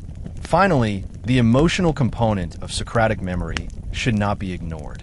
His death scene, students crying, teacher calm, touches something deep inside human psychology. It forces people to imagine whether they would have the same courage. It asks, could you face death without hatred? Could you speak truth with no fear? Could you watch friends break into tears and remain steady? He practiced philosophy publicly, allowing any passerby to join dialogue. From this openness grew the modern belief that knowledge belongs not to elites, but to humanity. The Socratic ideal of public knowledge influenced the Enlightenment movement centuries later. Thinkers like Voltaire, Diderot, and Kant believed that reason should be universally accessible. Socrates gave legitimacy to questioning authority.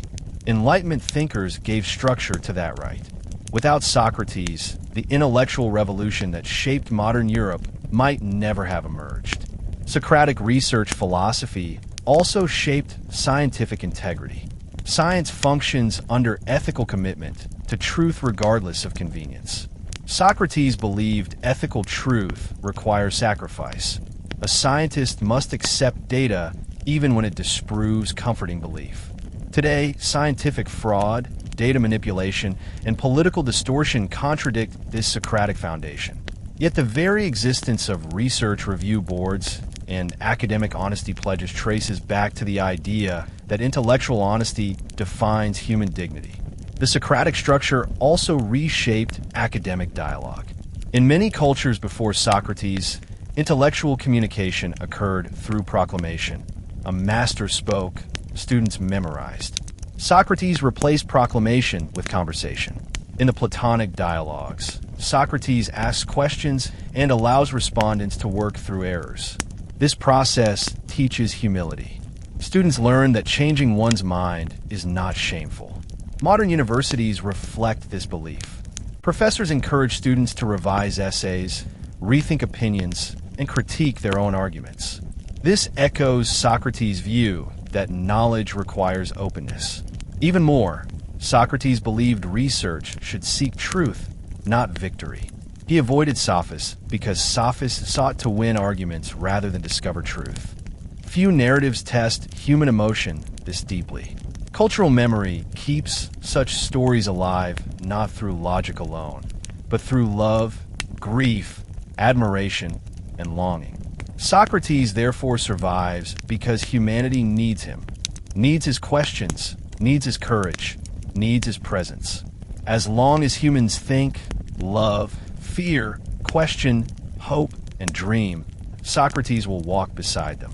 As the influence of Socrates spread across continents through literature, translation, colonization, trade routes, and intellectual networks, different civilizations interpreted him through their own cultural lenses. While Western histories often present Socrates as a figure whose influence radiated primarily through Europe and North America, the truth is far more global.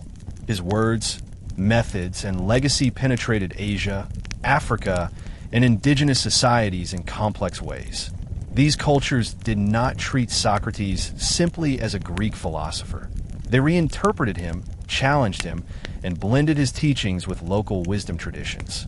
In the Far East, Socrates encountered civilizations that already possessed rich philosophical backgrounds, especially China, Japan, and Korea. Although Confucius lived nearly a century before Socrates, later scholars often compared the two as parallel founders of ethical wisdom.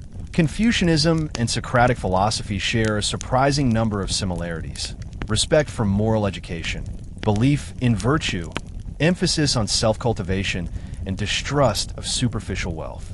Yet they differ in style.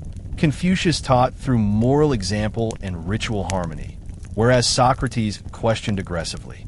Chinese scholars studying Greek texts in the 20th century remarked that Socrates represented Western individual moral authority, while Confucius represented communal moral structure.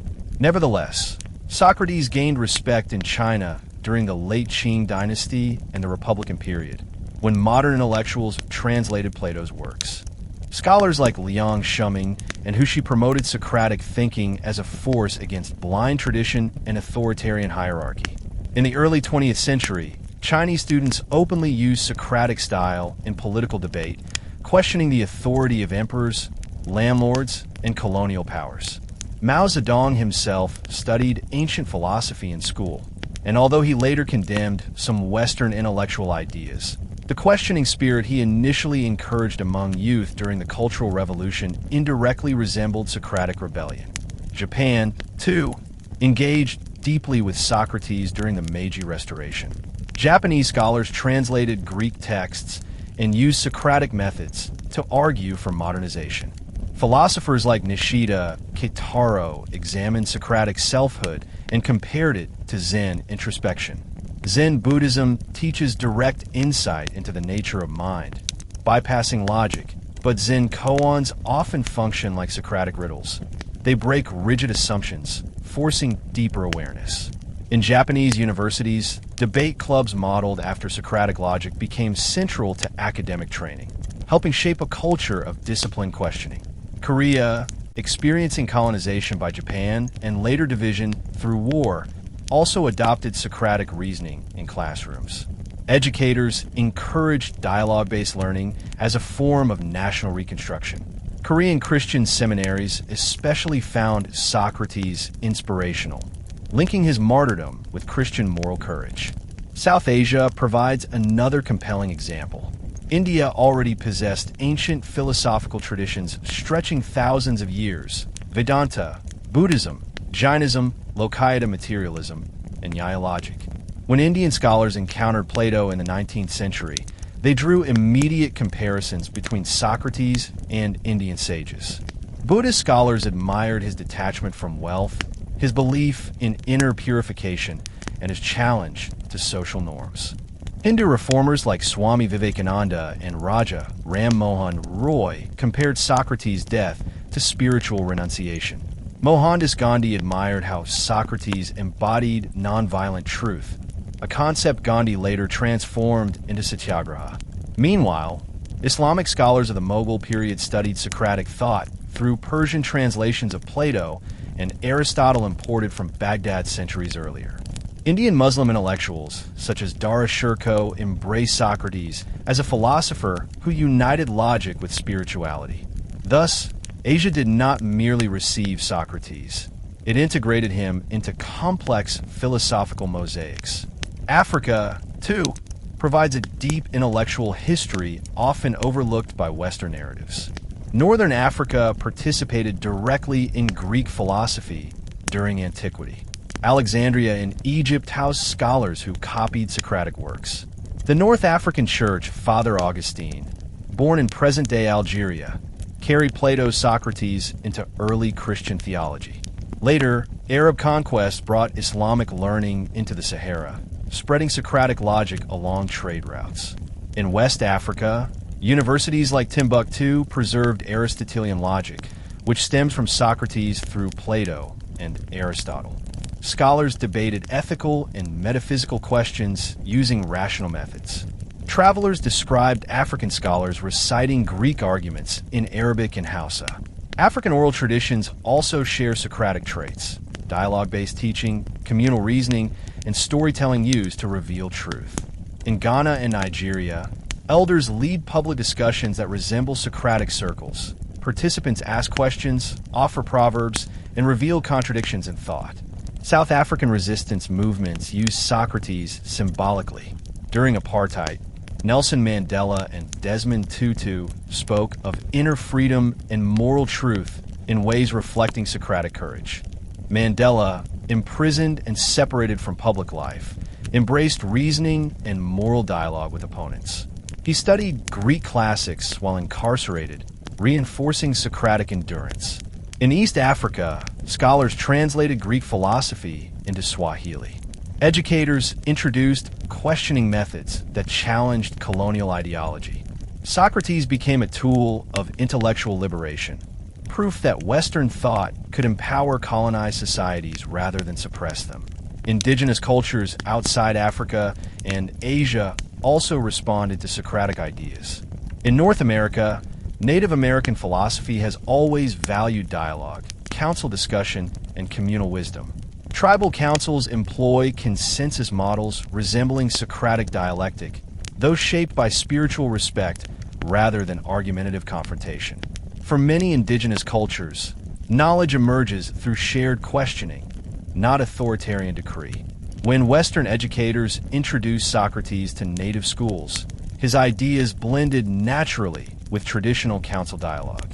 In South America, liberation theologians during the 1960s admired Socrates' confrontation with injustice. Brazilian educator Paulo Freire built his teaching philosophy, problem-posed education, on questioning, dialogue, and intellectual equality. Freire openly referenced Socrates as a model of teacher-student partnership.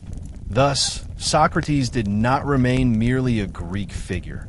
He became a global intellectual ancestor, entering civilizations with radically different languages, religions, and political histories.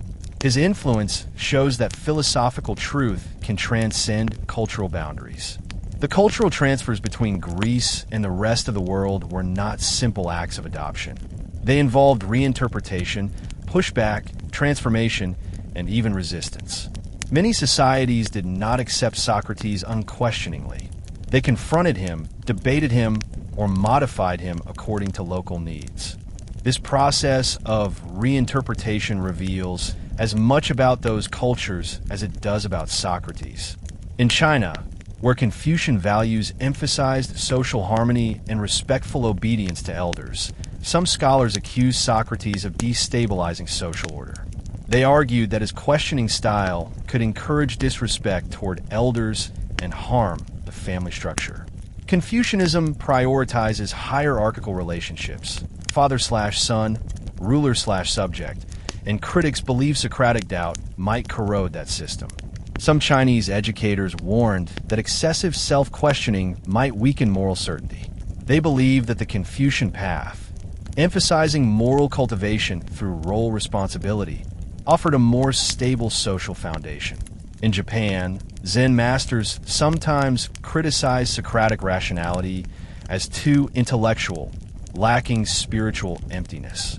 Zen emphasizes silence, inner awakening, and instinctive wisdom rather than verbal analysis. Masters argued that philosophical conversation could become egotistical, and they warned that reason cannot reach the deepest truth. They believed that enlightenment comes when thought dissolves, not when thought dominates. Yet even these critics engaged Socrates by defining themselves against him, proving his global influence. In India, critics argued that Socrates was too focused on argument and not enough on transcendence. Vedantic thinkers suggested that his rational method could not reach Brahman, the ultimate universal reality. They felt he lacked mystical experience, steps beyond logic. Others believed his refusal to write demonstrated spiritual humility. Written words become prisons, while spoken dialogue evolves freely. African intellectuals added new criticism. Some believed that the Western use of Socrates created intellectual imperialism. African cultures had rich philosophical traditions long before Greek texts arrived. Some felt the West unfairly celebrated Socrates as the father of philosophy, instead of acknowledging African philosophical antiquity. Ethiopian, Egyptian, and Nubian traditions predated Greek thought by centuries. African scholars argued that wisdom was global from the beginning, not Greek invention. These debates show that cross-cultural philosophical dialogue is not passive acceptance. It is negotiation. Socrates became a participant in conversations he could never have imagined. Meanwhile, indigenous thinkers in the Americas interpreted Socrates differently. They admired his courage and reason, but questioned his approach to nature. Many indigenous philosophies see nature as animate and spiritual. Socratic thought focused on logic and morality rather than ecology. Modern indigenous intellectuals argue that rationality must join environmental wisdom. They view Socrates as incomplete, not mistaken, because the world requires ecological consciousness beyond Greek urban experience. This kind of cultural reinterpretation keeps philosophy alive. If every culture simply adopted Socrates without challenge, his legacy would stagnate. Instead, he is constantly reshaped through dialogue, and that transformation honors him. Socrates believed truth grows through argument. Another key area of reinterpretation involves religion.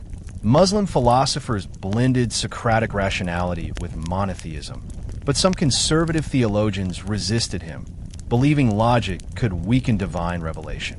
In medieval Islam, philosophers like Averroes defended reason, while theologians like Al-Ghazali attacked excessive rationalism, claiming it led to arrogance. This internal Islamic debate mirrored Athens, the rationalist versus the traditionalist. In the modern era, nationalist movements also reinterpreted Socrates. Some leaders in Africa and Asia viewed Greek philosophy as a tool of colonial dominance. Others used Socrates as inspiration for national liberation, arguing that independent thinking empowers oppressed people. The same man thus symbolizes either colonization or anti-colonization, depending on context. Socrates himself might smile at this complexity. He rejected rigid answers. He understood that truth changes shape depending on viewpoint. His method acknowledges that culture, emotion, language, and power all influence what people believe. Thus, Socrates' global interpretation is not uniform. It is a constellation of competing meanings. Each meaning reflects humanity's endless conversation with itself. As philosophical systems collided and exchanged ideas across continents, Socrates began functioning as a global symbol of universal intellectual citizenship. He represented the idea that human thought does not belong to one nation or race. This transformation has profound implications. It means Socrates helped create the idea of world philosophy. Before his influence spread, many civilizations saw themselves as intellectually isolated. Greece believed itself culturally superior. China viewed itself as the center of the world. Europe later believed it held the torch of reason. But when thinkers across Africa, Asia, and the Americas all claimed Socrates as part of their tradition, a new concept emerged. Humanity shares a common intellectual heritage. This idea reshaped global education. Today, Chinese, Arab, African, Indian, European, and American students all study Socratic questions. They learn that knowledge is not inherited, it is tested. They learn that authority must justify itself. They learn that truth grows through contradiction. In this sense, Socrates helped establish the foundation for global citizenship, the belief that people everywhere have equal right to reason. Universities around the world participate in this legacy. In South Africa, the University of Cape Town offers courses on Socratic ethics. In Singapore, philosophy departments teach Plato in dialogue with Confucian texts. In Nigeria, scholars organize conferences comparing African moral systems with Socratic thought. In Egypt, Socrates appears in university curricula alongside Pharaonic ethics. In Brazil and Mexico, academics combine indigenous cosmology with Socratic reasoning. The philosopher does not erase local traditions, he interacts with them. Another major global impact involves human rights philosophy. The Socratic refusal to submit to unjust law, combined with his obedience to conscience, shaped political activists everywhere. In India, Gandhi used these ideas to challenge British rule. In South Africa, Mandela used them to question apartheid. In Eastern Europe, dissidents used them to confront Soviet regimes. In Latin America, priests used them to oppose military juntas. Socrates proved that ideas defeat violence when violence becomes morally indefensible. Even global economics carries Socratic insight. Modern capitalism faces ethical criticism, materialism, inequality, consumer addiction, and financial greed. Socrates warned against prioritizing wealth over virtue long before stock markets existed. His teachings apply uniquely to modern business education. Many MBA programs teach ethics through Socratic questioning. What is success? What is value? What is responsibility? Socrates also influences legal education. Law students everywhere learn to interrogate assumptions through systematic reasoning. They cite his trial as origin story for the adversarial courtroom system. His cross-examination method became foundation of modern legal questioning. Furthermore, the environmental movement engages Socratic values. Environmental philosophers argue that humanity must question its desire for consumption. Why destroy forests? Why burn oceans? Why value profit over survival? These questions mirror Socrates' deeper query. Does ignorance or arrogance destroy human beings? The environmental crisis, like the Athenian political crisis, reveals the danger of unexamined desire. As the global community faces artificial intelligence, climate collapse, political division, and technological dependency, Socratic warnings become prophetic. He taught that wisdom begins with humility, yet modern civilization acts with hubris. He taught that justice requires reason, yet modern societies often embrace tribal anger. He taught that philosophy empowers the soul, yet modern education sometimes prioritizes memorization over reflection. Socrates reminds humanity that progress without wisdom is merely acceleration toward disaster. Yet, his optimism persists. He believed the human soul always seeks truth. Modern evidence supports him. Billions of people today participate in online debate, explore philosophy podcasts, study ethics, and read history. The Socratic spirit moves through digital culture, even when chaotic, because questioning is instinctive to human nature. In digital communication, people argue about politics, morality, identity, science, and emotion daily. This endless dialogue resembles the Athenian Agora, now global and virtual. The world has become Socrates' playground. Therefore, the story of Socrates spreading into Asia, Africa, and indigenous worlds reveals one central truth. Humanity everywhere thinks. Wisdom is not Western property, it is human property. The global legacy of Socrates proves that ideas cross borders more powerfully than armies, more permanently than governments, and more intimately than technology. Socrates is often remembered as a man of logic and reason, a thinker who rejected emotion and placed intellect above passion. Yet, this representation is incomplete. At the heart of his philosophy lies deep exploration of love, desire, beauty, and human relationships. To reduce Socrates to pure rationality is to misunderstand the emotional dimension of his teachings. Although he did not write romantic poetry or keep diaries about personal longing, his dialogues, recorded by Plato and Xenophon, reveal a thinker deeply engaged with human feeling.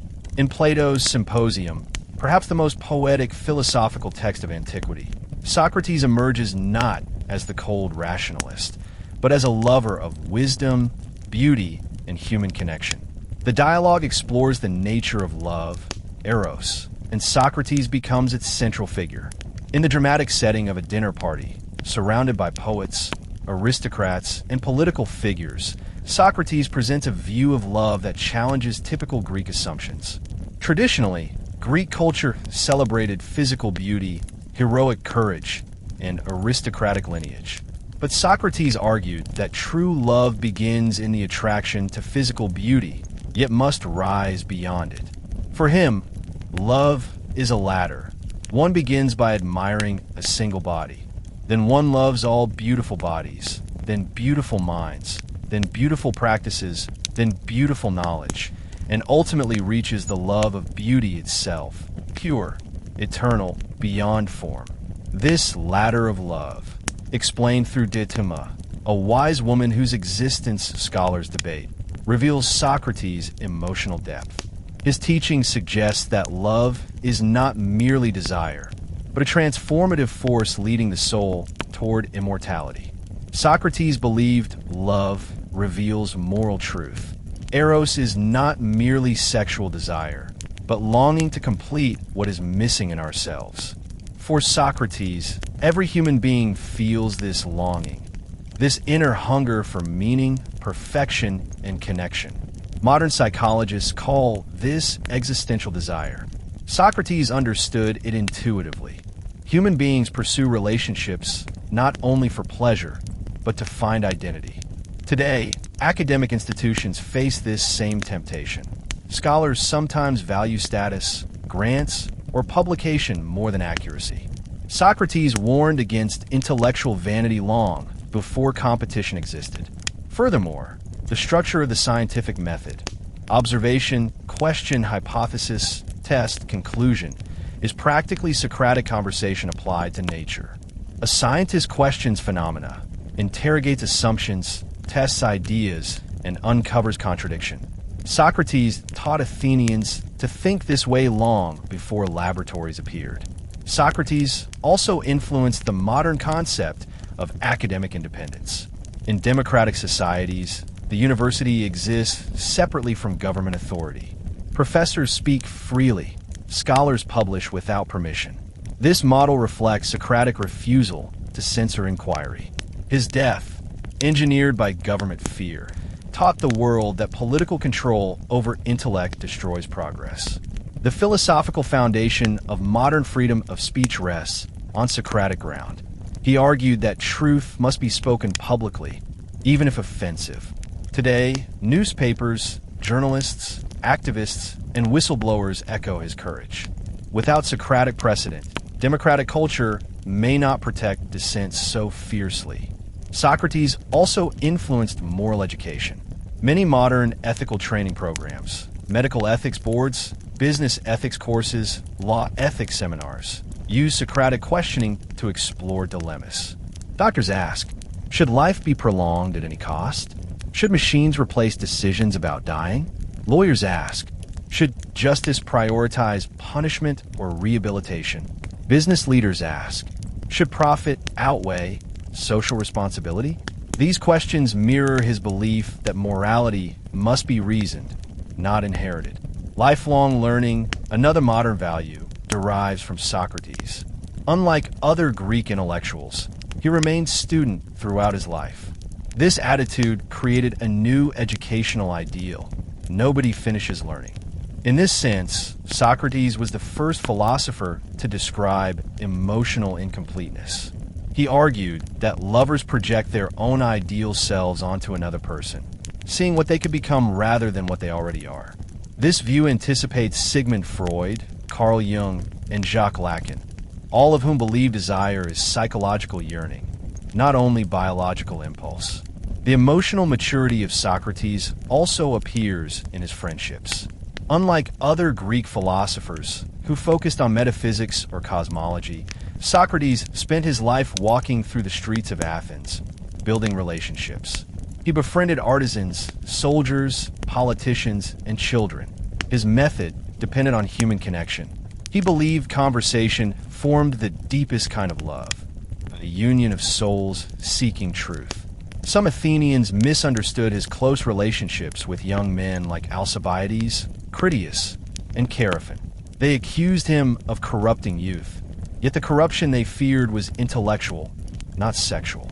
Socrates taught the young to think independently, to question elders, and, most dangerously, to refuse to accept political dogma. That was the corruption Athens could not forgive. Friendship, for Socrates, meant shared pursuit of virtue. He believed only a virtuous person could be a true friend. Why? Because relationships built on flattery or utility collapse. Only relationships built on admiration for goodness endure. In Xenophon's writings, Socrates encourages his companions to cultivate loyalty, restraint, honesty, and generosity. His idea of friendship resembles modern psychological theories of emotional maturity. Healthy relationships arise from mutual growth, not dependency. Yet Socrates' relationships were not without complexity. His wife, Xanthippe, was rumored to be sharp-tempered. Ancient sources paint her as unpredictable, emotional, even harsh. But these portrayals may reflect gender bias rather than fact. Some modern historians argue Xanthippe managed household finances and protected her children during political danger. Socrates' calm demeanor contrasted sharply with her emotional intensity, creating tension. But rather than resent her, Socrates told friends he valued her temperament because it taught him patience. Their marriage symbolizes Socratic acceptance of emotional imperfection. There's also the emotional dimension of Socrates' students. Plato adored him intellectually and emotionally, portraying him with reverent admiration. Alcibiades confessed romantic longing for him. In the Symposium, Alcibiades drunkenly admits that Socrates' voice makes him tremble. He compares Socrates to a statue, hiding golden gods inside. The description suggests intense emotional attraction, not necessarily sexual, but spiritual. Alcibiades believed Socrates possessed unearthly self-control. No beauty, wealth, or power could tempt him. Socrates terrified Alcibiades by exposing his vanity, revealing how weak ambition is compared to wisdom. These relationships show that emotional depth was central to Socratic life. He was surrounded by love, jealousy, loyalty, grief, admiration, friendship, rivalry, and longing. His philosophy did not deny emotion, it disciplined it.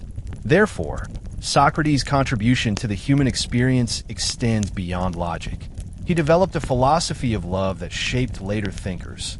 Plato, Aristotle, Augustine, Dante Aquinas, Erasmus, Shakespeare, Goethe, Schopenhauer, Nietzsche, Freud, and countless others. Love, for Socrates, was not merely a human impulse, it was the soul's engine.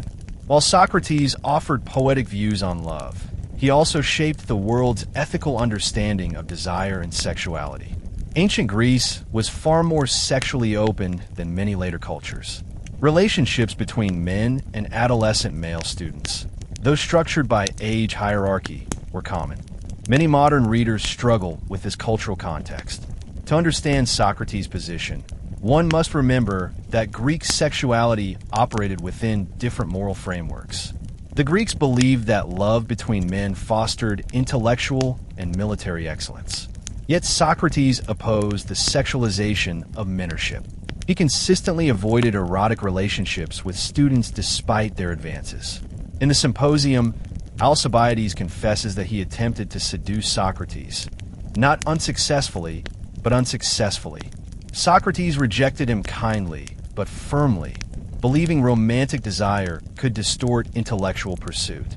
He believed that erotic love must evolve into philosophical love. Here, Socrates transforms sexual desire into intellectual friendship, a process modern psychologists call sublimation, redirecting passion into creativity. Socrates saw sexuality as natural but potentially dangerous. He believed physical pleasure could enslave the mind if uncontrolled. For him, the highest purpose of Eros was not bodily satisfaction, but the birth of ideas. Plato describes that philosophers reproduce not children, but wisdom. Socrates believed that through dialogue, human beings give birth to thoughts. In this metaphor, love becomes intellectual parenthood. Later philosophers inherited this framework. Medieval Christian monks integrated the Socratic suspicion of bodily desire into ascetic discipline, though sometimes excessively. Victorian moralists used Socrates to justify emotional restraint. Freudian and Jungian psychoanalysis reinterpreted Socratic eros through psychological narrative. Another emotional domain deeply associated with Socrates is friendship.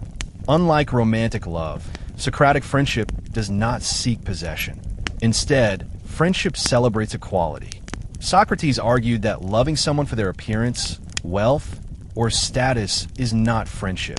It is transaction. True friendship arises from shared virtue.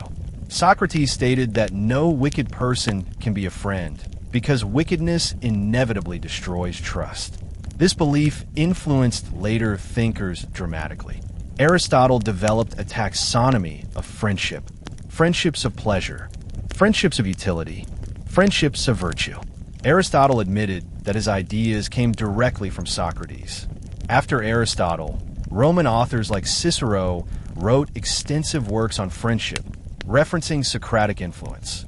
Socrates also believed friendship teaches moral responsibility. When a friend behaves wrongly, a true friend must correct them. This idea contradicts modern sentimentalism. Many today believe that love means unconditional acceptance. Socrates disagreed. He believed love demands honesty, even when painful. This conviction appears in the trial. His friends begged him to abandon his principles to save himself. But Socrates refused, believing yielding out of affection would corrupt his soul. Another emotional concept in Socratic work is jealousy. Ancient sources describe envy from politicians, sophists, and rivals who felt small next to him. Popular playwrights mocked him. Students accused him of arrogance. Fellow citizens avoided conversation with him, fearing humiliation.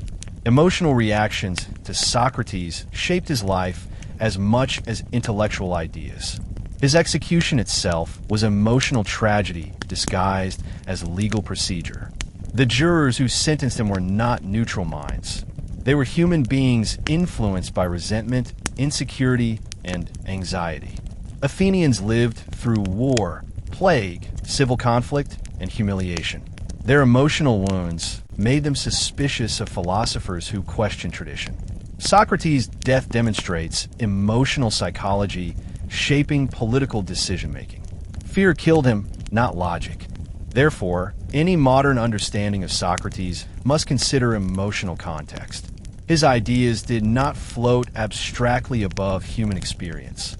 They interacted with grief, desire, anger, affection, shame, and love. The question of Socrates' own emotional life remains fascinating. Did he love deeply? Many scholars claim he loved truth above all. But love of truth is not cold. It is passionate. He dedicated his life to wisdom with the same intensity others devote to romance. In this sense, Socrates offers an emotional model radically different from modern culture. Today, love is often defined as possession, pleasure, attraction, and validation. Socrates defined it as transformation. Love was not about obtaining another person. It was about becoming someone better. This view reshaped Western conceptions of romance and marriage. During the medieval period, courtly love blended Socratic structure with Christian morality. Later, Romantic poets used love to describe artistic awakening.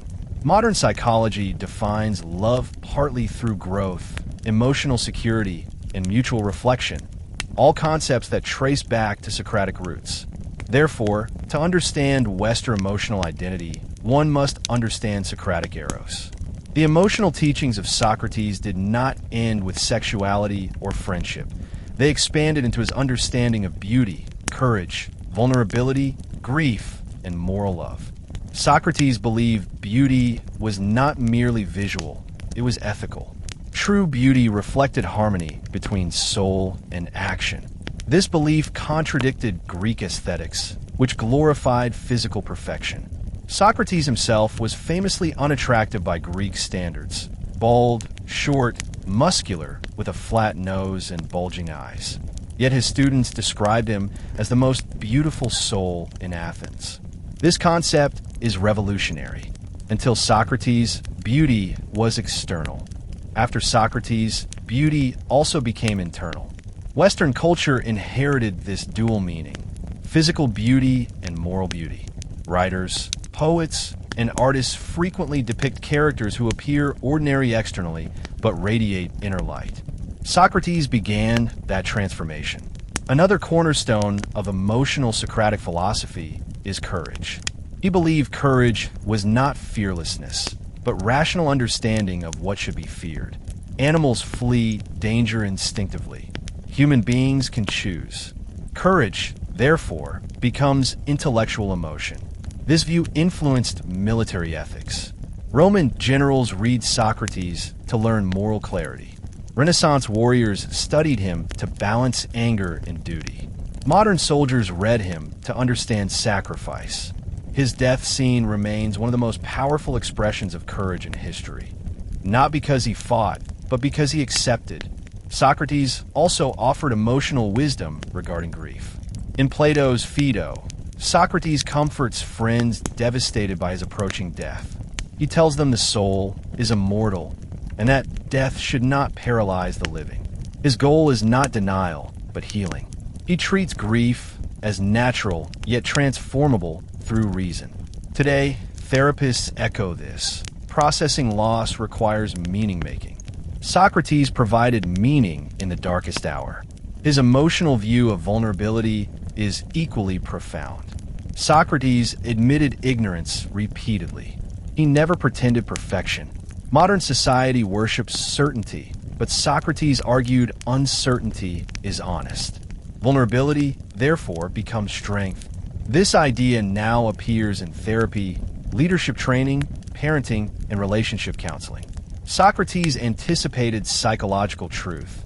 Pretending to know everything destroys trust. He also explored emotional ethics through community. Socrates believed love is social force, not only private affection. Humans need each other. We grow through conversation, empathy, and shared moral struggle.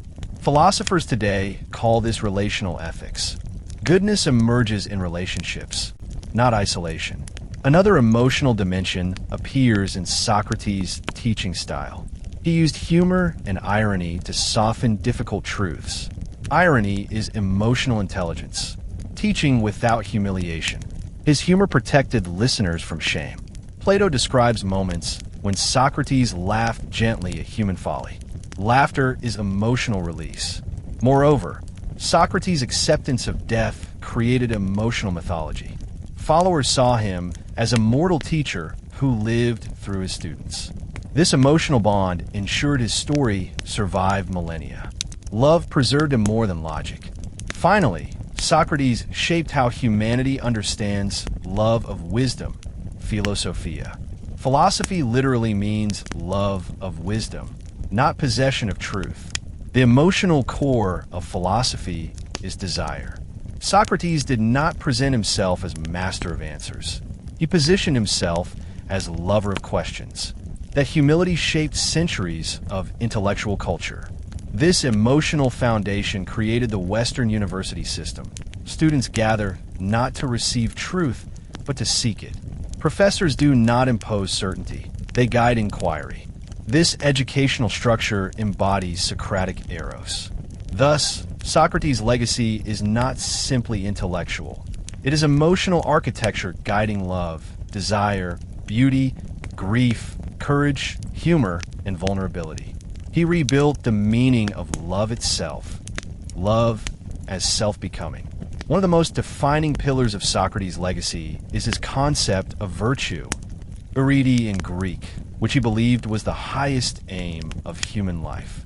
Unlike warriors who defined virtue as battlefield bravery, or aristocrats who saw it as honor and wealth, Socrates transformed the meaning of virtue into something fundamentally ethical and intellectual. For him, Virtue was knowledge, and knowledge was virtue. This belief seems paradoxical, but its logic is profound. Socrates argued that if someone truly understood what was good, they would inevitably do it. Evil, therefore, arises from ignorance. This single philosophical stance reshaped Western morality. Consider what this idea implies. No person willingly chooses evil. Criminals act unjustly because they misunderstand justice. Tyrants abuse power because they misunderstand goodness. Cowards flee danger because they misunderstand courage. Most people believe wrongdoing is a result of wickedness or moral corruption, but Socrates reversed the equation. Wrongdoing results from unexamined misunderstanding. Instead of condemning people as evil, he saw them as misguided souls who needed education, not punishment. This teaching shocked Athens because it undermined the judicial worldview of guilt and retribution. If wrongdoing came from ignorance, then prisons and executions would not improve society. Education, conversation, and philosophical reflection would. In this sense, Socrates anticipated modern rehabilitation theories of criminal justice. Today, social workers and psychologists argue that crime often stems from ignorance, trauma, and environment, not inherent evil. Socrates predicted this 2,400 years ago. Socrates further argued that virtue is a unified state of being. Courage, wisdom, temperance, justice, they're not separate. A person cannot possess one virtue and lack all others. This contradicts modern assumptions. Today, someone may be honest in family matters yet dishonest in business, generous with friends yet cruel to strangers, brave in sport yet cowardly in politics. Socrates rejected this compartmentalization. He believed true virtue forms a complete harmony. This ideal encouraged philosophers like Plato and Aristotle to explore the structure of the soul, examining how emotions and reason integrate. Virtue, for Socrates, depends on self-examination. He famously warned, "The unexamined life is not worth living." This phrase is not insult, but invitation. A life without self-reflection becomes mechanical. Individuals repeat routines without awareness, follow customs without conviction, adopt values without questioning. The unexamined life is a mirror, reflecting society's programming rather than individual thought. Socrates wanted people to ask, why do I believe what I believe? Why do I behave the way I behave? Why do I fear what I fear? Why do I desire what I desire? Such questions require courage because they strip away illusions. Many people avoid introspection because it threatens identity. Socrates insisted self-honesty is painful but necessary. Ethically, Socrates believed every person must pursue the good, not as abstraction, but as daily commitment. He did not separate philosophy from ordinary life. He walked barefoot through markets. He spoke with workers, soldiers, and farmers. He argued that wisdom must transform behavior. Modern education separates knowledge from character, but Socrates expected learning to improve the soul. He rejected hypocrisy with fierce clarity. If a politician preached justice yet stole, he did not possess justice. If a soldier preached courage yet panicked, he did not possess courage. If a teacher preached wisdom yet lied, he did not possess wisdom. Socrates demanded alignment between belief, speech, and action. This expectation shaped later ethical thought. Aristotle developed eudaimonia, flourishing, a condition of living virtuously. The Stoics built moral discipline on Socratic foundations. Christian ethics adopted Socratic moral conscience. Islamic theology integrated moral rationality. Every major ethical tradition since ancient Athens carries Socratic DNA. Furthermore, Socratic virtue rests on rational dialogue, not dogma. Instead of forcing moral codes, Socrates encouraged people to discover good through reasoning. This method avoids authoritarian morality. Modern liberal democracies echo this by valuing open debate and free conscience. Socrates believed moral truth is universal.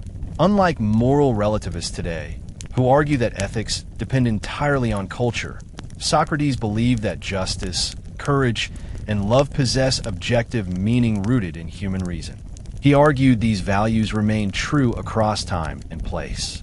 This belief gave Western civilization confidence in universal human rights. Philosophically, Socrates treated virtue not as possession, but as pursuit. Nobody becomes perfectly virtuous. One must commit to constant improvement. The examine life is lifelong mission. His ethical worldview also challenges consumerism. Today's society often idolizes wealth, fame, and physical pleasure. Socrates rejected all such illusions, warning that external success cannot satisfy the soul. Virtue alone creates happiness. His message feels radical in our age of distraction. Happiness is not purchased, it is practiced. Thus, Socratic virtue remains one of the most powerful ethical models in human thought. To further examine Socrates' ethical philosophy, we must understand his belief that virtue is inseparable from justice. Socrates considered justice not as punishment or equality, but as right relation between the individual and community. Justice was a condition of harmony between self and society, between desire and reason, between personal ambition and public duty. His trial highlights this. Athenians accused Socrates of corrupting the youth, yet Socrates believed Athens was corrupting itself by abandoning reason. Justice, for him, begins within the soul. A just person aligns desire under guidance of wisdom. Injustice arises when desires dominate reason. This psychological interpretation influenced Plato's Republic, where the soul mirrors the city. Reason, rulers; spirit, soldiers; and appetite, workers. One argument suggests the soul exists before birth. If knowledge appears through recollection, then existence must precede physical life. Another argument claims that opposites arise from opposites. Life from death, death from life. A third argues that invisible, intangible realities, justice, beauty, numbers, reveal that soul shares their immaterial nature. Modern thinkers critique these arguments logically, but emotionally they remain powerful. Socrates did not fear death because he believed soul journeys toward truth. His final words, thanking Asclepius for healing cure, implied death frees soul from body. This belief influenced Christian heaven, Islamic paradise, and Hindu liberation. In theological history, Socrates became symbol of rational hope. Augustine adopted Plato's immortal soul. Aquinas used Aristotle's reason to explain it. Dante portrayed philosophers in paradise. Islamic philosophers describe soul rising toward divine light. Socrates stands beneath these systems, supporting them. Even modern secular thinkers admire his fearlessness. Existential philosophers argue that Socrates faced absurdity with dignity. Modern psychology calls his acceptance death transcendence. Therapists use Socratic reasoning to treat death anxiety. Patients explore meaning rather than dread. Socrates revolutionized the religious relationship with suffering. He believed suffering can clarify purpose. The state destroyed his body, but not spirit. Martyr narratives across religions followed this pattern. Saints, prophets, monks, priests, rabbis, and imams performed sacrifices based on Socratic courage. He also reshaped theodicy, the problem of evil. Socrates argued that evil harms the evildoer more than victim. This challenges Western moral resentment. Christian forgiveness doctrine echoes Socrates. Love enemies because wrongdoing destroys them already. Furthermore, Socratic humility infiltrates religious moral teaching. He claimed wisdom begins in knowing one knows nothing. Jesus expressed similar humility. Buddha preached non-attachment to view, and Sufi mystics embraced unknowing. Socrates gave religion philosophical vocabulary. Soul, virtue, conscience, truth, free will, reason. Without them, spiritual systems would rely on emotion alone. His death shaped religious imagination too. Every artistic picture of martyrdom, whether Christian saint or revolutionary poet, borrows his imagery. Calm face, noble posture, moral speech before execution. Socrates also changed prayer. Traditional Greek prayers demanded favors from gods. Socrates prayed only for inner goodness. His famous statement sums it up: "Give me nothing but virtue." This prayer shaped monks' vows and ascetic religion. Finally, Socrates shaped interfaith conversation. When religions meet today to discuss ethics, they rely on rational dialogue rather than violent debate. That is Socratic method at global scale. Therefore, Socrates must not be remembered only as philosopher. He stands among great spiritual architects who reshaped how humanity sees soul, God, consciousness, and meaning. Socrates' impact on world literature surpasses almost every philosopher and rivals the influence of Homer, Shakespeare, Dante, and the Bible. What set Socrates apart is that he himself wrote nothing, yet he appears endlessly in texts across centuries and continents. Plato's dialogues serve as the first literary framework, shaping Socrates not as a character in fiction, but as a living narrative presence who transformed the structure of storytelling. Before Plato, literature primarily explored external events: battles, love stories, myths, politics, gods, and tragedies revolving around fate. With Socrates, narrative form turned inward. Literature gained philosophical introspection. Characters began questioning society, identity, truth, and moral purpose.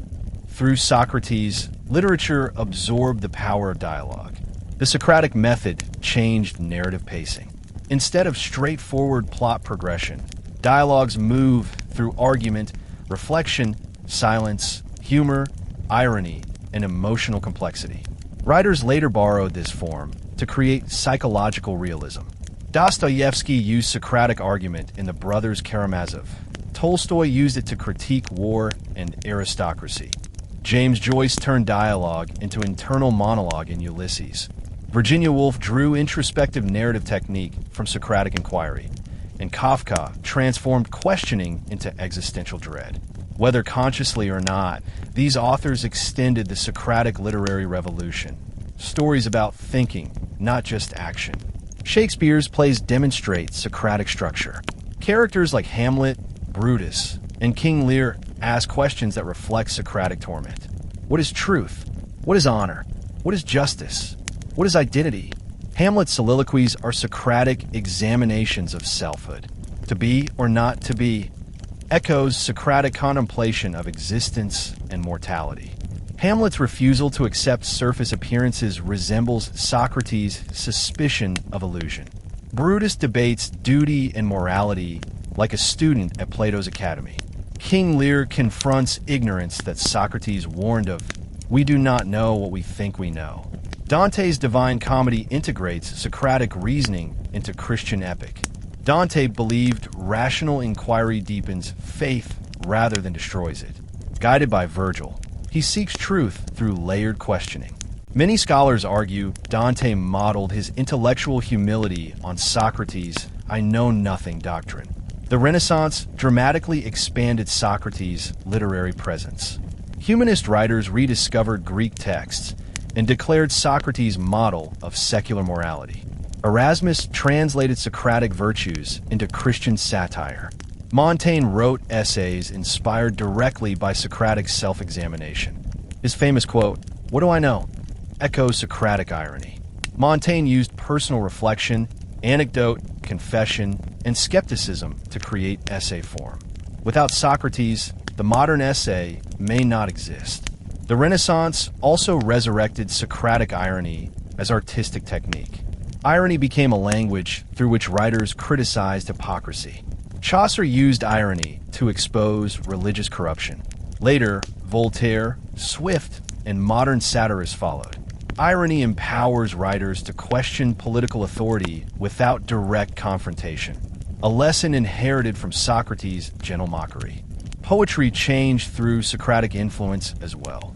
Medieval poets described romantic love in hierarchical terms, but Renaissance poets connected desire to intellectual growth. Shakespeare's sonnets reveal eros leading to wisdom, pure Socratic structure. Romantic poets like Wordsworth and Coleridge embraced Socratic introspection, while Shelley and Keats connected beauty to truth, aligning with Socrates' belief that beauty reflects moral reality. Modern poetry also carries Socratic fingerprints.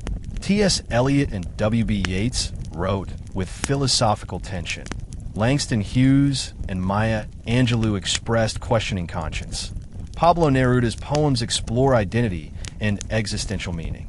Even rap lyrics, such as those by Kendrick Lamar or Tupac Shakur, display Socratic questioning of society and self. Literature across languages continues this tradition. Thus, Socrates revolutionized narrative art. He moved storytelling from external drama to internal philosophy, transforming literature into mirror of human soul. The Socratic influence in Western literature expanded dramatically during the Enlightenment and Romantic periods. Writers in these movements challenged political tyranny, religious intolerance, and philosophical dogma, turning to Socrates as intellectual ally. Voltaire admired Socrates for resisting ignorance and mocked priests who attacked free thought. Rousseau saw Socrates as image of natural virtue corrupted by society. Goethe preserved Socratic self-reflection within his creation of Faust, a scholar driven by ambition yet longing for truth. Socrates became literary weapon. Authors used him to critique oppression. In France, revolutionaries embraced Socratic ideas to dismantle monarchy. In Germany, philosophers wrote treatises defending rational freedom. Shakespeare's Hamlet expressed Socratic human doubt. He questioned existence itself. Hamlet's tragedy rests on self-awareness, the very act Socrates demanded. Likewise, Russian literature absorbed Socratic questioning. Dostoevsky's characters argue about morality, guilt, religion, punishment, and human nature. The dialogues between Ivan and Alyosha in The Brothers Karamazov resemble Socratic conversation. Question leading to counter-question, leading to deeper uncertainty. Dostoevsky admired Socrates, even in critique, because both understood interior conflict. Tolstoy integrated Socratic ethics into moral storytelling. In War and Peace, Pierre Bezukhov becomes a student of philosophical humility, rejecting social illusion. The novel explores whether human beings shape destiny or are shaped by forces beyond control. Question Socrates first articulated. The Romantic era developed the cult of individuality, rooted in Socratic belief that the individual conscience holds moral authority. Poets like Byron and Shelley viewed Socrates as rebel hero. Byron described him as thinker who defied corrupt majority. Shelley admired his martyrdom. The poet Holderlin wrote about Athens as birthplace of human consciousness. Romantic literature inherited Socratic duality, admiration for genius alongside fear of madness. In the United States, Emerson and Thoreau continued this tradition. Emerson's self-reliance philosophy reflects Socratic refusal to conform. Thoreau's civil disobedience, written from jail, mirrors Socrates' belief that unjust laws demand resistance. American transcendentalism grew from combination of Eastern mysticism, Christian morality, and Socratic reason. Even detective fiction echoes Socrates. Sherlock Holmes uses questioning to uncover truth. His method resembles Socratic cross-examination. Agatha Christie's Hercule Poirot interrogates suspects with rational suspicion. The detective genre itself, built on observation, doubt, and analytical questioning, descend from Socratic logic. In the 20th century, existentialist novels use Socrates as philosophical anchor. Camus admired his calm death as model of absurd courage. Sartre and Beauvoir studied Socratic dialogue to develop ideas about freedom. Kafka's characters, trapped in legal absurdity, stand in contrast to Socrates' rational justice. Drama continued to adopt Socrates. Bertolt Brecht used alienation technique to awaken audience consciousness. Brecht's plays force viewers to think critically, a theatrical form of the Socratic method. Modern world literature embraces Socratic universality.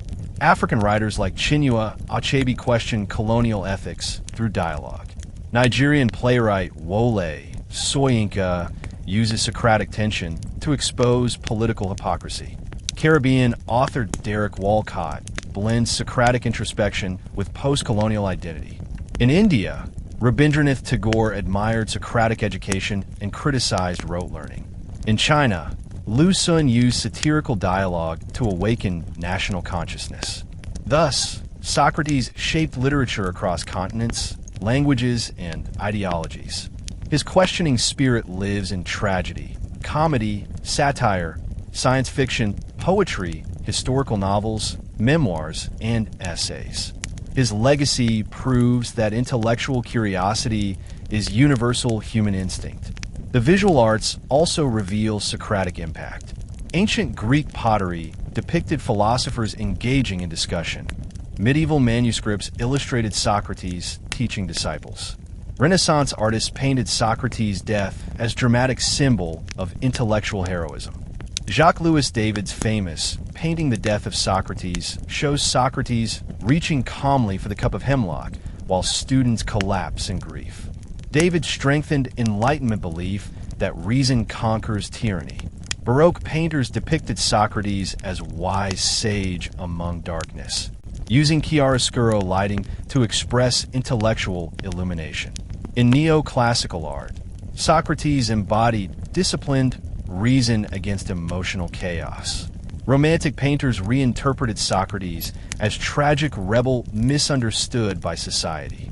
Modern artists portray Socrates abstractly, using fractured shapes to symbolize intellectual complexity. Socrates even influenced sculpture. Artists carve busts showing his unique features: broad head, deep-set eyes, stern mouth. His unattractive appearance challenged classical beauty standards. Before Socrates, sculptures idealized physical perfection. After him, artists began portraying moral beauty, wrinkles and imperfections as sign of depth.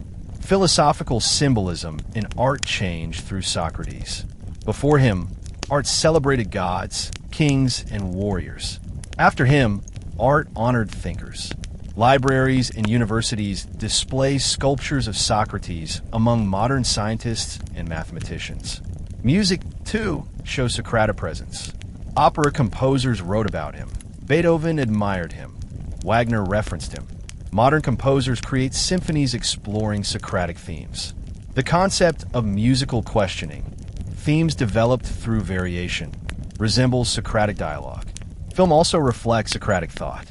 Movies like Dead Poets Society, Good Will Hunting, The Matrix, 12 Angry Men, A Few Good Men, and The Truman Show demonstrate Socratic themes: awakening consciousness, challenging illusion, confronting authority, and searching for truth. Even video games incorporate Socratic elements. Role-playing games use branching dialogue trees that reward players for questioning NPCs.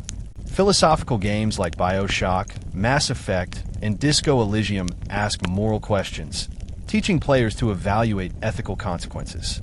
This digital philosophy evolves directly from Socratic thinking. Thus, Socrates became an artistic symbol across cultures. Symbol of wisdom in painting. Symbol of rationality in sculpture. Symbol of human struggle in drama. Symbol of questioning identity in film. He also influenced intellectual language of art criticism. Modern art studies emphasize interpretation rather than obedience. Students are asked what artwork means, not what artists intended.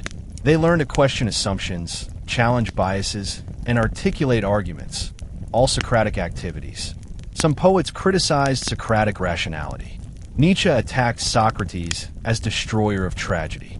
Nietzsche argued that Socrates overvalued reason and underestimated emotional instinct. However, this critique further proves Socratic power. Even those who reject him define themselves against him. Contemporary artists reinterpret Socrates to confront modern issues like political oppression, media manipulation, racism, gender identity, and surveillance. They see him as symbol of the individual resisting dehumanization. Finally, Socrates shaped autobiographical writing. Before him, personal reflection literature was rare. After Socrates, writers used self to explore world. Augustine wrote Confessions. Montaigne wrote personal philosophy, Rousseau developed autobiography, and modern memoirs followed. The narrative I, as thinking subject, began with Socrates. Therefore, his influence on the arts is not optional. It is structural. He created the foundation for intellectual storytelling across artistic mediums. You have just journeyed through more than 2,000 years of ideas, courage, struggle, betrayal, and truth. You learned how Socrates lived, how he questioned powerful people, how he built wisdom through dialogue, how he challenged false beliefs, and how he taught the world the meaning of self-examination. You saw his students rise and fall, his society collapse into fear, and the tragic moment when democracy turned against its own teacher. You witnessed his quiet dignity during trial, his calm walk toward death, and his final message to humanity. The unexamined life is not worth living. From this story, we learn powerful human lessons. White medium star truth is worth defending, even when dangerous. White medium star knowledge makes us free. Ignorance enslaves us. White medium star goodness begins with honesty, especially honesty with ourselves. White medium star, a single voice can change the world if it refuses to break. Socrates died 2,400 years ago, but his ideas built universities, shaped religions, formed democracies, inspired science, empowered revolutions, and still guide human minds every day. Today, you did not just learn history. You connected with a soul who shaped civilization. If you enjoyed this journey, if you felt inspired, if you learned something new, then do not forget to return to History Teller YT. Because here, every story opens a new universe. More great histories are waiting. Rulers, empires, warriors, scientists, revolutions, myths, and forgotten legends. So stay curious, stay brave, and stay passionate about knowledge. Because that is exactly what Socrates wanted humanity to become. Thank you for watching. See you in the next story, right here on History Teller YT, where history speaks and you listen. The Socratic model of inquiry flows through modern think tanks, research universities, global conferences, and peer-reviewed publications.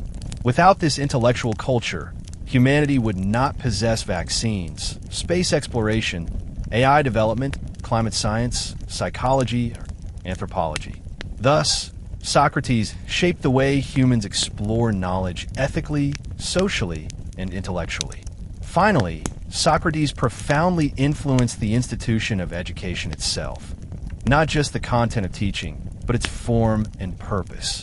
Before Socrates, education in many parts of the ancient world resembled obedience training. Children memorized epics, military commands, or priestly doctrine. Knowledge reinforced social hierarchy. It was not designed to liberate the mind. Socrates flipped education upside down by insisting that learning should awaken independent thought. He argued that teachers do not fill students with knowledge. They act as midwives, helping students give birth to their own understanding. This metaphor, known as the Maieutic method, rewrote teaching theory. Instead of providing answers, the teacher asked questions that caused students to uncover meaning. Education became internal, not external. Modern pedagogy embraces this. In progressive classrooms, students construct knowledge through group analysis, research projects, and debate. Teachers guide rather than dictate. Socrates predicted this educational philosophy millennia before it became institutional norm. Another Socratic belief reshaped education. Learning should serve moral purpose, not financial ambition. Today, students often pursue degrees to secure employment. Socrates would challenge this mindset, arguing that education must cultivate virtue and self-knowledge. Economic survival matters, but moral growth matters more. His values influenced liberal arts education, where students learn literature, ethics, history, and philosophy to develop whole selves, not narrow specialization. The modern seminar system also reflects Socratic structure. Instead of large authoritarian lectures, seminars encourage dialogue. Students prepare arguments, raise objections, and defend claims. This stimulates critical thinking rather than passive memory. Education also became inclusive through Socratic lineage. Although ancient Athens excluded women and slaves from many intellectual spaces, the Socratic method laid psychological groundwork for education equality. If reason defines humanity, then all humans deserve education.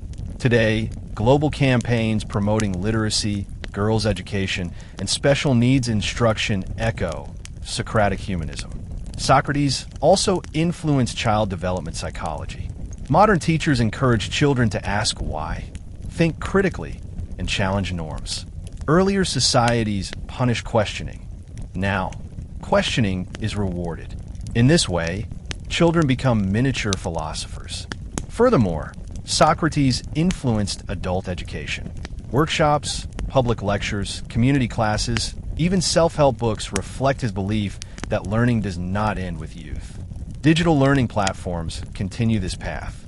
Online courses, forums, and open universities expand knowledge beyond physical classrooms. Students interact across continents, questioning arguments and exchanging evidence. Socrates prepared humanity philosophically for global learning networks. His influence appears even in grading philosophy. Some educators criticize test-based systems, arguing they measure memory rather than thought. Socrates would likely oppose tests that reward memorization without understanding. He valued intellectual struggle more than perfect answers. And above all, Socrates demanded intellectual courage. Students must risk embarrassment, confess confusion, and admit ignorance. This vulnerability, central to learning, creates deep knowledge. Thus, Socrates shaped not only philosophy, but the architecture of modern knowledge distribution. His spirit animates classrooms, textbooks, libraries, courts, laboratories, and digital networks. Socrates created a world in which thought became institutional foundation rather than luxury. He transformed humanity from storytelling animal to reasoning civilization. To understand Socrates' influence on religion, one must first recognize that Socrates lived in a world surrounded by myth, ritual, and polytheism. Ancient Athens possessed hundreds of gods. Zeus, Athena, Poseidon, Artemis, and Dionysus dominated Greek imagination.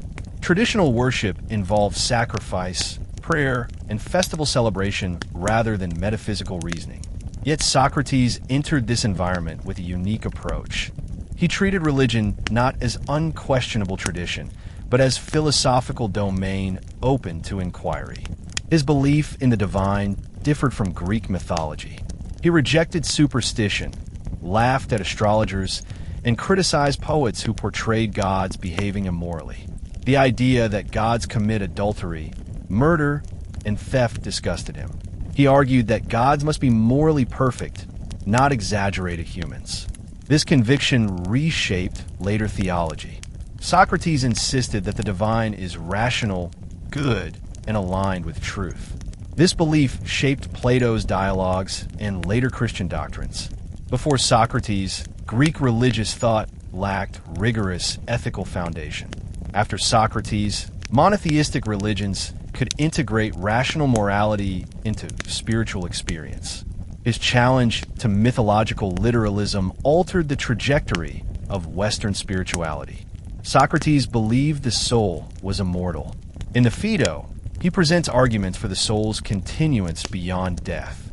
Unlike Homer, who viewed the afterlife as shadowy despair, Socrates believed the soul moves toward purity and truth. For him, the body was temporary home. The soul represented eternal identity. Many later theologians built their doctrine of afterlife on this foundation. Early Christian thinkers credited Greek philosophy for providing intellectual tools to explain resurrection and immortality. Socrates also believed in a guiding spiritual voice, his daimonion. This inner sign warned him when he was about to make errors. It did not command him what to do. It simply prevented him from stepping into moral darkness. Scholars debate whether this voice represents conscience, intuition, or personal spirituality. In modern psychological terms, one might call it subconscious ethical instinct. In religious terms, it resembles guardian angel. His belief in this inner guide influenced later traditions that emphasize personal relationship with divine. Although he challenged popular religion, Socrates was not atheist. His accusers claimed he denied gods and corrupted youth, but Socrates openly argued the opposite. Reason reveals divine existence. He believed order in the universe implied purposeful design. Modern philosophers call this teleological argument. The world must have structure because it behaves systematically. Later Christian thinkers, including Thomas Aquinas, used similar reasoning to argue for existence of God. Socrates also redefined piety. In Plato's Euthyphro, Socrates asks whether something is good because gods love it, or gods love it because it is good. This question changed theological philosophy forever. If morality exists independently from divine will, then gods must follow moral law, not command arbitrary rules. This single argument challenged divine authoritarianism and set ground for ethical theology. Many modern believers owe their understanding of justice to this Socratic critique. Without it, faith systems might embrace moral relativism based on divine whim. Another dimension of Socratic theology concerns spiritual self-examination. He taught that humans possess inner moral compass revealing right and wrong. Faith, therefore, becomes internal, not external. Instead of relying solely on priests or rituals, individuals search within their conscience to discover divine truth. This approach resembles Protestant belief in personal scripture interpretation, Islamic emphasis on individual conscience, ijtihad, and Jewish ethical introspection. Moreover, Socrates inspired martyrdom traditions. His peaceful acceptance of death resembles saints' deaths in early Christianity. Church fathers described him as Christian before Christ. They believe his commitment to truth mirrored martyr faith. Even if Socrates did not know Christian doctrine, his life embodied Christian moral values: humility, charity, forgiveness, and truth. Thus, Socrates stands as bridge between mythological religion and rational spirituality. He challenged superstition without rejecting the sacred. His belief in universal truth provided theological foundation for monotheism. His dialogue about virtue gave religion philosophical clarity. His argument for immortality provided emotional comfort. His execution became symbol of faith stronger than death. Socrates' influence on Judaism and Islam must also be recognized to understand his global religious presence. In Judaism, Socratic questioning inspired medieval Jewish thinkers, such as Maimonides, who argued that reason reveals God's nature. Maimonides claimed that blind faith is fragile, but faith supported by reason endures. Socrates provided early evidence that morality does not collapse under logical examination. Instead, logic strengthens belief. Jewish tradition values debate deeply. Talmudic argumentation reflects Socratic style. Rabbis question each other's views endlessly, searching for truth through disagreement. Like Socrates, Talmudic scholars believe that intellectual struggle brings spiritual clarity. This shared structure suggests universal philosophy. Islamic civilization embraced Socrates strongly. During the Islamic Golden Age, scholars translated Greek works and integrated them into Islamic learning. Al-Kindi wrote about Socrates as pioneer of moral truth. Al-Farabi describes Socrates as philosopher-prophet who guided youth toward wisdom. Avicenna and Averroes fused Islamic monotheism with Socratic logic, arguing that faith and reason cannot contradict because both come from truth. Islamic theology thus merged spiritual revelation with philosophical argument. The Islamic doctrine of ijtihad mirrors Socratic independence. Believers must think for themselves rather than copy blindly. The Quran repeatedly commands reflection. Think that you may understand. Socrates lived that command centuries before Islam formed. Debates between Islamic theologians reveal Socratic tension. Rationalists versus traditionalists. Rationalists embrace Socratic logic, arguing that interpretation should evolve. Traditionalists feared corruption through questioning. This same tension existed in Athens itself, between Socrates and his conservative jury. Christianity experienced similar conflict. Early Christians admired Socrates for resisting tyranny without violence. Clement of Alexandria called him martyr of truth. Augustine used Platonic forms to describe God's essence. Aquinas integrated Aristotle, student of Plato, into Christian doctrine.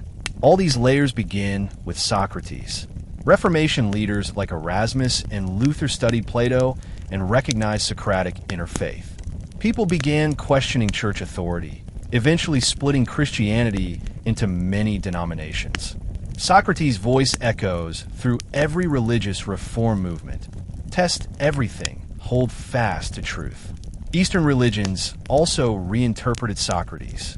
Buddhist thinkers studying Greek philosophy found similarities between Socratic self-questioning and Buddhist meditation. Both traditions seek liberation through awareness. Buddhism argues that ignorance causes suffering. Socrates insisted ignorance causes wrongdoing. Their convergence shows shared human insight. Hindu thinkers connected Socrates with karma philosophy. If wrongdoing arises from ignorance, then self-examination provides liberation. Socratic virtue mirrors dharma, duty aligned with truth. The Bhagavad Gita teaches Arjuna to act wisely through self-examination. Socrates could have spoken similar guidance. Modern spirituality also uses Socrates. New Age movements emphasize mindfulness, meditation, emotional honesty, and rejection of vanity. All Socratic values. Self-help authors quote him constantly. Psychological therapies encourage confronting inner demon voices, similar to Socratic daimonion. Socrates also appears in atheism. Ironically, atheists claim him as symbol of rational doubt. They admire his rejection of superstition. They argue his death shows danger of dogma. Thus, Socrates belongs both to religion and to secularism. No other thinker bridges these extremes so gracefully. His trial fundamentally shaped global religious identity. When authorities kill thinkers for questioning tradition, societies recall Socrates and feel shame. His death warns religions not to silence inquiry. Religious tolerance movements across Europe invoked him to argue that conscience must remain free. Indeed, Socrates prevented religion from decaying into blind obedience. He forced faith to justify itself intellectually. Without that challenge, religion might never have developed advanced theology. Socrates did not destroy religion, he refined it. The most powerful element of Socrates' religious legacy lies in his exploration of immortality and the human condition. Socrates spoke calmly about death on the final day of his life. His friends sobbed. He comforted them. They feared oblivion. He embraced possibility of eternal consciousness. In Phaedo, he presents arguments for immortality that still influence philosophers today.